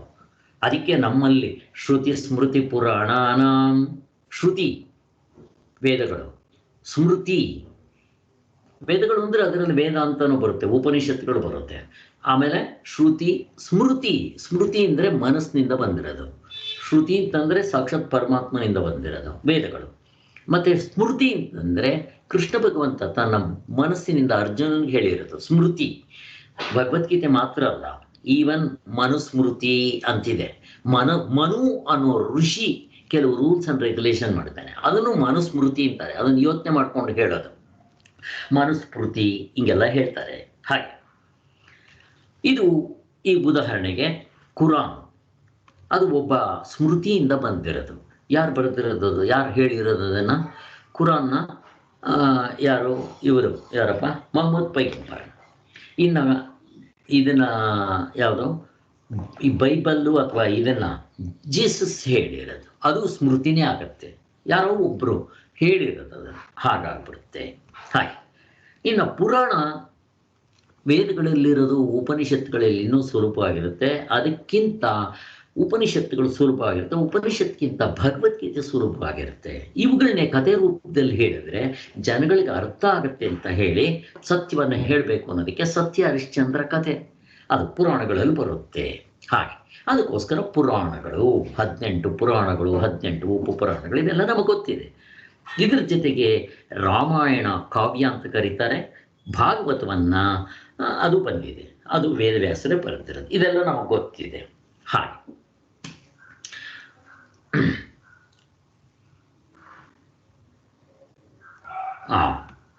ಬ್ರಾಹ್ಮಣವನ್ನ ಕಾಪಾಡೋದಕ್ಕೋಸ್ಕರ ಅದಕ್ಕೋಸ್ಕರ ಈಗ ಬ್ರಾಹ್ಮಣರಲ್ಲಿ ಅದು ಬೀಜ ರೂಪದಲ್ಲಿ ಇರುತ್ತೆ. ಈಗ ಆ ಬ್ರಾಹ್ಮಣರಲ್ಲಿ ಕಾಪಾಡಬೇಕಾದ್ರೆ ಈಗ ಬೀಜ, ಇವಾಗ ನೀವು ಹೊಲದಲ್ಲಿ ಬೀಜ ಹಾಕ್ತೀರಪ್ಪ, ಅದಕ್ಕೆ ನೀರು ಗೊಬ್ಬರ ಹಾಕ್ತೀರ, ಮತ್ತು ಹಾಗೆ ಬಿಟ್ಬಿಟ್ರೆ ನಡೆಯುತ್ತಾ? ಬೇಲಿ ಬೇಡವಾ? ಬೇಲಿ ಕಟ್ತೀರ ನೀವು, ಯಾಕೆ ಹೇಳಿ? ಹಸು ಗಿಸು ಬಂದು ಮೇಯ್ಕೊಂಡು ಹೋಗ್ಬಿಡುತ್ತಾ ಗಿಡಗಳನ್ನ ಅಂತ, ಅದು ಮರ ಆಗೋವರೆಗೂ ಅಲ್ವಾ? ಹಾಗೆ ಬ್ರಾಹ್ಮಣರಲ್ಲಿ ಆ ಬೀಜ ರೂಪದಲ್ಲಿ ಇರುತ್ತೆ. ಅಂದ್ರೆ ಅವರು ಅದನ್ನೇ ಕೆಲಸ ಮಾಡೋದು, ಹೇಳೋದು, ಕೇಳೋದು, ಹೇಳ್ಕೊಡೋದು, ಮಾಡೋದು ಎಲ್ಲ ಮಾಡ್ತಾ ಇರ್ತಾರೆ. ಈಗ ಅವ್ರನ್ನ ಕಾಪಾಡಬೇಕಲ್ಲ, ಬೇಲಿ ಥರ ಕ್ಷತ್ರಿಯರಿದ್ದರೆ ಇವರು ಹೇಳ್ಕೊಡೋದು ಬೇರೆಯವ್ರಿಗೂ ಸಿಗುತ್ತೆ, ಮತ್ತು ಅದನ್ನು ಕಾಪಾಡ್ಕೊಂಬರ್ಬೇಕು, ಮೇಂಟೈನ್ ಮಾಡ್ಕೊಂಬರ್ಬೇಕು. ಇವಾಗ ನೋಡ್ರಿ, ನಮ್ಮ ರಾಜ್ಯ ಇದೆ, ಸರಿಯಾಗಿರೋರು ಇದ್ದರೆ ಧರ್ಮವನ್ನು ಕಾಪಾಡ್ತಾರೆ. ನೋಡ್ರಿ, ಆ ಮುಸ್ಲಿಮ್ಸು ಮತ್ತು ಆ ಪಾಕಿಸ್ತಾನದವರು ಬಂದಿದ್ದೆ ಟೆರರಿಸ್ಟ್ಗಳೆಲ್ಲ ಎಷ್ಟು ಗೊಬ್ಬು ಮಾಡಿ ಹಾಳು ಮಾಡ್ತಾ ಇದ್ರು. ಹೇಳಬೇಕು ಅಂದರೆ ಇಂಗ್ಲೀಷ್ನವ್ರು ಬಂದ ಮೇಲೆ ನಮ್ಮ ಕಲ್ಚರ್ ಹಾಳಾಗೋಯ್ತು. ಅದಕ್ಕಿಂತ ಹಿಂದೆ ಮುಸ್ಲಿಮ್ಸ್ ಬಂದು ನಮ್ಮ ಧರ್ಮ ಹಾಳಾಗೋಯ್ತು. ಈಗ ರಾಜರುಗಳು ಸರಿಯಾಗಿ ಇದ್ದಿದ್ದರೆ ಅವ್ರನ್ನ ಅಲ್ಲೇ ತಲೆಬಡಿಗೆ ಹಾಕಿದ್ದಿದ್ರೆ ನಮಗೆ ನಮ್ಮ ಧರ್ಮ ಹಾಳಾಗೋಗ್ತಾ ಇರಲಿಲ್ಲ. ಆದರೂ ಇದು ಮನುಷ್ಯರ ಕೈಯಲ್ಲಿ ಮಾಡೋಕ್ಕಾಗಲ್ಲ. ಈ ಥರ ಹೆಚ್ಚು ಭಗವಂತ ಯಾಕೆ ಅವತಾರ ಎತ್ಕೊಂಡ್ಬರ್ಬೇಕು ಅನ್ನೋದಕ್ಕೆ ಮುಂದೆ ಹೇಳ್ತಾರೆ, ಅದನ್ನು ಅಲ್ಲೇ ನೋಡೋಣ. ಆದ್ದರಿಂದ ಈ ವಿದ್ಯೆಯನ್ನು ಬ್ರಾಹ್ಮಣರಿಗೂ ಇದೆ, ಕ್ಷತ್ರಿಯರಿಗೂ ಕೊಟ್ಟರೆ ಅವರು ಈ ಎಲ್ಲನೂ ಕಾಪಾಡ್ತಾರೆ ಅನ್ನೋದು. ಹಾಗೆ ಈಗ ಕಳ್ತನ ಮಾಡ್ತಾನೆ, ಅವನಿಗೆ ಶಿಕ್ಷೆ ಕೊಡದೇ ಇದ್ರೆ ಹೇಗೆ? ಕೊಲೆ ಮಾಡ್ತಾನೆ. ಅವನಿಗೆ ಹೆದರಿಕೆ ಹಿಡದೇ ಇದ್ದರೆ ಹೇಗೆ? ಆದ್ದರಿಂದ ಈಗ ರಾವಣ ತುಂಬ ಅತಿಮೀರಿಬಿಟ್ಟ. ಅವನು ದೇವತೆಗಳನ್ನ, ಋಷಿ ಮುನಿಗಳನ್ನ ಎಲ್ಲರನ್ನು ತಗೊಂಬಂದು ಸೆರೆ ಹಾಕೊಂಡು ಬಂದು ಅವನ ಸಿಂಹಾಸನ ಕೆಳಗಡೆ ಹಾಕ್ಕೊಂಡು ಮೆರೆಯಕ್ಕೆ ಶುರು ಮಾಡಿದ. ಅಹಂಕಾರ, ಗರ್ವ, ಇದು ಆಮೇಲೆ ಇವು ಅವಾಗೇನಾಗುತ್ತೆ, ಸಾಕ್ಷಾತ್ ಪರಮಾತ್ಮನೇ ಬರಬೇಕಾಗುತ್ತೆ ಅದನ್ನು ಸಂಹಾರ ಮಾಡೋದಕ್ಕೆ. ಯಾಕೆ ಬಂದರು? ಎಲ್ಲಿ ಅಧರ್ಮ ಜಾಸ್ತಿ ಆಗುತ್ತೋ ಧರ್ಮವನ್ನು ಸ್ಥಾಪನೆ ಮಾಡೋದಕ್ಕೋಸ್ಕರ ಭಗವಂತನೇ ಅವತಾರ ಎತ್ತಿ ಬರ್ತಾನೆ ಅಂತ. ಹಾಗೆ ಮುಂದೆ ಹೇಳ್ತಾರೆ ಅದನ್ನು, ಅಲ್ಲಿ ನೋಡೋಣ. ಒಟ್ಟಿನಲ್ಲಿ ಈ ವಿದ್ಯೆನ ಬ್ರಾಹ್ಮಣರು ಕೊಟ್ಟರು, ಕ್ಷತ್ರಿಯರು ಕೊಟ್ಟರು, ವೈಶ್ಯರು ಕೊಡಲಿಲ್ವಾ? ವೈಶ್ಯರಿಗೂ ಕೊಟ್ಟರು. ತುಲಾಭಾರ ವೈಶ್ಯ. ಹಾಗೆ ಶೂದ್ರರು ಕೊಡಲಿಲ್ವಾ? ಶೂದ್ರರಿಗೂ ಕೊಟ್ಟರು. ಯಾರಿಗೆ ಬೇಕಾದರೂ, ಯಾಕೆ? ಎಲ್ಲರಿಗೂ ಆ ಪರಮಾತ್ಮನೇ ಆತ್ಮನಾಗಿರೋದ್ರಿಂದ ಎಲ್ಲರಿಗೂ ಮೋಕ್ಷ ಪಡೆಯೋದಕ್ಕೆ ಅಧಿಕಾರ ಇದೆ. ವೇದದಲ್ಲಿ ಅಧಿಕಾರ ಇಲ್ಲದಿರ್ಬೋದು, ಬೇಡ. ಪೂಜೆ ಮಾಡೋದಕ್ಕೆ ಅಧಿಕಾರ ಇಲ್ಲದಿರ್ಬೋದು, ಬೇಡ. ಮೋಕ್ಷ ಪಡ್ಕೊಳ್ಳೋದಕ್ಕೆ ಅಧಿಕಾರ ಯಾಕಿಲ್ಲ? ಯಾಕೆ? ಎಲ್ಲರ ಸೊತ್ತು, ಎಲ್ಲರಿಗೂ ಪರಮಾತ್ಮನೇ ಆತ್ಮನಾಗಿರೋದ್ರಿಂದ ಮೋಕ್ಷವನ್ನು ಪಡೆಯೋದಕ್ಕೆ ಯಾರು ಬೇಕಾದರೂ ಪಡಿಬೋದು. ಹಾಗೆ ಪ್ರಾಣಿಗಳಿಗೆ ಸಾಧ್ಯ ಇಲ್ಲ. ದೇವತೆಗಳಿಗೆ, ಈಗ ದೇವತೆಗಳು ಮನುಷ್ಯರಿಗೆ ಏನು ವ್ಯತ್ಯಾಸ? ಅವ್ರಿಗೂ ಮೋಕ್ಷ ಪಡ್ಕೊಳ್ಳೋಕ್ಕಾಗುತ್ತಾ ಇಲ್ವಾ ದೇವತೆಗಳಿಗೆ? ಪ್ರಶ್ನೆ, ದೇವತೆಗಳಿಗೆ ಮೋಕ್ಷ ಪಡ್ಕೊಳ್ಳೋಕ್ಕಾಗುತ್ತಾ ಇಲ್ವಾ? ಆಗಲ್ಲ ಸರ್. ಯಾಕಾಗಲ್ಲ? ಆಗಲ್ಲ. ಅಲ್ಲಿ ಭೋಗ ಜೀವನ ಅವ್ರಿಗೆ ಇದು ಬರೋದಿಲ್ಲ, ಕಷ್ಟ. ಸರಿ, ಬಟ್ ದೇವತೆಗಳು ಮುಕ್ತರಾಗ್ತಾರೋ ಇಲ್ವೋ? ಆಗ್ಬೋದಾ ಇಲ್ವೋ? ಆಗಬಹುದು. ಅದು ಈಗ ಧರ್ಮರಾಯ ಮುಕ್ತನಾಗಿರ್ತಾನೆ. ಧರ್ಮರಾಜ ಇವನು ಯಾರು? ಯಮಧರ್ಮರಾಜ ಮುಕ್ತನಾಗಿರ್ತಾನೆ. ಅದಕ್ಕೆ ನಚಿಕೇತನ್ಗೆ ಆ ಆತ್ಮವಿದ್ಯೆ ಹೇಳ್ಕೊಡೋದು. ಈ ದೇವತೆಗಳ ಒಡೆಯ ಯಾರು? ಈ ಇಂದ್ರ ಪ್ರಜಾಪತಿ ಹತ್ರ ಹೋಗ್ತಾನೆ ವಿದ್ಯೆಗೆ, ಬ್ರಹ್ಮವಿದ್ಯೆ ಕಲಿಯಕ್ಕೆ. ಹಾಗೆ ದೇವತೆಗಳಿಗೂ ಕೂಡ ಆಗುತ್ತೆ, ಆದರೆ ಅವರಿಗೆ ಭೋಗ ಜಾಸ್ತಿ ಇರೋದ್ರಿಂದ ಈ ಕಡೆ ಬರೋದಿಲ್ಲ. ಅವರು ಸತ್ಯ ಸಂಕಲ್ಪರು. ನಾವಾದರೂ ಒಂದು ಸುಖ ಪಡಬೇಕು ಅಂದ್ರೆ ಅದನ್ನು ಹಣ ಸಂಪಾದನೆ ಮಾಡಬೇಕು, ಅದನ್ನು ಕೊಂಡ್ಕೋಬೇಕು, ಅದನ್ನು ಭೋಗಿಸ್ಬೇಕು. ಅವ್ರಿಗೆ ಹಂಗಿಲ್ಲ. ಮನಸ್ಸಿನಲ್ಲ ಸಂಕಲ್ಪ ಬಂದರೆ ಸಾಕು, ನಡೆದೋಗ್ಬಿಡುತ್ತಂತೆ. ಅಷ್ಟು ಮನಸ್ಸು ಶುದ್ಧವಾಗಿದ್ದರೇನೆ ಅಂಥವು ಸಿಗೋದು. ಅದರಿಂದ ಅವ್ರಿಗೆ ಮೋಕ್ಷದ ಕಡೆ ಅಷ್ಟು ಒಲವಿರಲ್ಲ. ಇನ್ನು ಪ್ರಾಣಿಗಳಿಗೆ ಮೋಕ್ಷ ಆಗುತ್ತಾ? ಪ್ರಾಣಿಗಳಿಗೆ ಮೋಕ್ಷ ಆಗುವುದಿಲ್ಲ. ಯಾಕೆಂದ್ರೆ ಅವಕ್ಕೆ ವಿವೇಕ ಅಷ್ಟೊಂದಿರೋದಿಲ್ಲ. ಇನ್ನ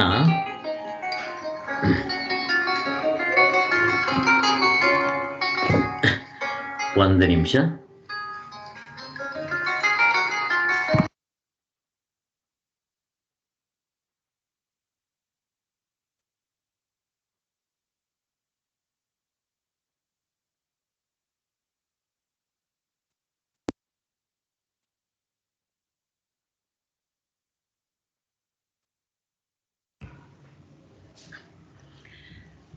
ಆದ್ದರಿಂದ ಪ್ರಾಣಿಗಳಿಗೆ ಮೋಕ್ಷ ಆಗೋದಿಲ್ಲ. ದೇವತೆಗಳಿಗೆ ಭೋಗ ಜೀವನ ಇರೋದರಿಂದ ಅವ್ರ ಮೋಕ್ಷದ ಕಡೆ ಅಷ್ಟು ಒಲವಿರಲ್ಲ. ಈಗ ಯಾರು ಗೊತ್ತಾ? ನಿಜವಾಗ್ಲೂ ಯೋಗ್ಯ ಇರೋರು ಮನುಷ್ಯರು. ಈಗ ಇದನ್ನೇ ದಾಸರು ಹಾಡಿರೋದು. ಮಾನವ ಜನ್ಮ ಬಲು ದೊಡ್ಡದು, ಉಚ್ಚಪ್ಪದಿರ ವ್ಯರ್ಥ ಮಾಡ್ಕೊಳ್ಬೇಡಿ. ನಮ್ಗೆ ಅರ್ಥ ಆಗತ್ತಾ? ಮನುಷ್ಯರಾಗಿ ಹುಟ್ಟಿದ್ದೀವಿ, ಯಾವ ಜನ್ಮದ ಪುಣ್ಯವೋ ಗೊತ್ತಿಲ್ಲ. ರಾಜ್ಕುಮಾರ್ ಹಾಡ್ತಾನಲ್ಲ, ಯಾವ ಹಿರಿಯರ ಗುರುಗಳ ಪುಣ್ಯವೋ ನನಗೆ ಈ ಜನ್ಮ ಬಂದಿದೆ ಅಂತ. ನಾವು ಹಂಗೆ ಸಂತೋಷ ಪಡಬೇಕು. ಬಟ್ ನಾವು ಉಪಯೋಗಿಸ್ಕೊತಾ ಇದ್ದೀವ? ನಾವು ಪ್ರಾಣಿಗಳಾಗ್ಬಿಟ್ರೆ ಏನು ವ್ಯತ್ಯಾಸ? ಆದ್ದರಿಂದ ಅಟ್ಲೀಸ್ಟ್ ಈ ಜನ್ಮದಲ್ಲಿ ಮುಕ್ತರಾಗದೇ ಇದ್ದರೆ ಹೋಗಲಿ, ಮುಂದಿನ ಜನ್ಮಕ್ಕಾದರೂ ಮನುಷ್ಯನಾಗಿ ಹುಟ್ಟೋದಕ್ಕಾದರೂ ಪ್ರಯತ್ನ ನಮ್ಮ ಕೈನಲ್ಲಿದೆ. ಎಲ್ಲೂ ನಮ್ಮ ಕೈನಲ್ಲಿದೆ. ಮುಕ್ತರಾಗಬೇಕಾ? ಆಗ್ಬೋದು. ಪ್ರಾಣಿಗಳಾಗ್ಬೋದಾ? ಆಗ್ಬೋದು. ದೇವತೆಗಳಾಗ್ಬೋದಾ? ಮುಕ್ತರೇ ಆದಮೇಲೆ ದೇವತೆಗಳಾಗೋದೇನು ದೊಡ್ಡದು, ಅದೇನು ಕಷ್ಟ ಇಲ್ಲ, ಆಗ್ಬೋದು. ಮತ್ತು ಇನ್ನು ಮೋಕ್ಷನೂ ಪಡಿಬೋದು. ದೇವತೆಗಳಾಗ್ಬೋದು, ದೆವ್ವನೂ ಆಗ್ಬೋದು, ಪ್ರಾಣಿಗಳು ಆಗ್ಬೋದು. ಎಲ್ಲ ನಮ್ಮ ಕೈನಲ್ಲಿದೆ. ಇದನ್ನು ಉಪಯೋಗಿಸ್ಕೊಳ್ಳೋದು ನಮ್ಮ ಕೈನಲ್ಲಿರುತ್ತೆ. ಆದ್ದರಿಂದ ಈ ಕ್ಷತ್ರಿಯರಿಗೆ ಹೇಳ್ಕೊಟ್ರು. ಎಲ್ರಿಗೂ ಇದೆ, ಯಾರು ಬೇಕಾದರೂ ಮಾಡ್ಕೋಬೋದು. ಬ್ರಾಹ್ಮಣರು ಕ್ಷತ್ರಿಯರು ಕಾಪಾಡಿದ್ರೆ ಜಗತ್ತನ್ನೇ ಅವರು ಕಾಪಾಡ್ತಾರೆ ಅನ್ನೋ ಅರ್ಥದಲ್ಲಿ ಈ ಅವ್ಯಯವಾದ ಯೋಗವನ್ನು ಹೇಳಿದ್ದೇನು ಅಂತ ಭಗವಂತ ಹೇಳ್ತಾ ಇದ್ದಾನೆ. ಅವ್ಯಯ ಅಂತಂದರೆ ಇದನ್ನೇ ಹೇಳಿದ್ದು. ಸೈನ್ಸು ಪ್ರತಿಯೊಂದು ಹೊರಟೋಗ್ಬಿಡುತ್ತೆ, ಇದು ನಷ್ಟ ಆಗೋದಿಲ್ಲ, ಅದನ್ನೇ ಹೇಳಿದ್ದು. ಯಾಕೆ? ಕಾಲದಲ್ಲಿಲ್ಲ, ದೇಶದಲ್ಲಿಲ್ಲ, ಅವಸ್ಥೆಯಲ್ಲಿಲ್ಲ. ಆದ್ದರಿಂದ ಸಮ್ಯಕ್ ದರ್ಶನದಲ್ಲಿ ನಿಲುಗಡೆಯನ್ನು ಪಡೆಯುವುದೆಂಬ ಯೋಗದ ಮೋಕ್ಷವೆಂಬ ಫಲವು ನಾಶವಾಗುವುದೇ ಇಲ್ಲ.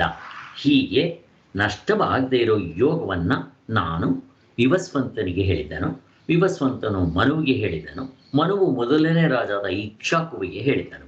ಈ ಗುರು ಪರಂಪರೆ ಹೇಳ್ತಾ ಇದ್ದಾನೆ. ಇಲ್ಲಿಗೆ ನಾನು ನಿಲ್ಲಿಸ್ತಾ ಇದ್ದೀನಿ. ಓಂ ಶಾಂತಿ ಶಾಂತಿ ಶಾಂತಿ. ಜೈ ಗುರುದೇವ್. ನಾಳೆನೂ ನಾನು ಇದನ್ನೇ ಕಂಟಿನ್ಯೂ ಮಾಡ್ತೀನಿ. 10 ಶ್ಲೋಕಗಳು ಮುಗ್ದೋಗ್ಬಿಡ್ಲಿ.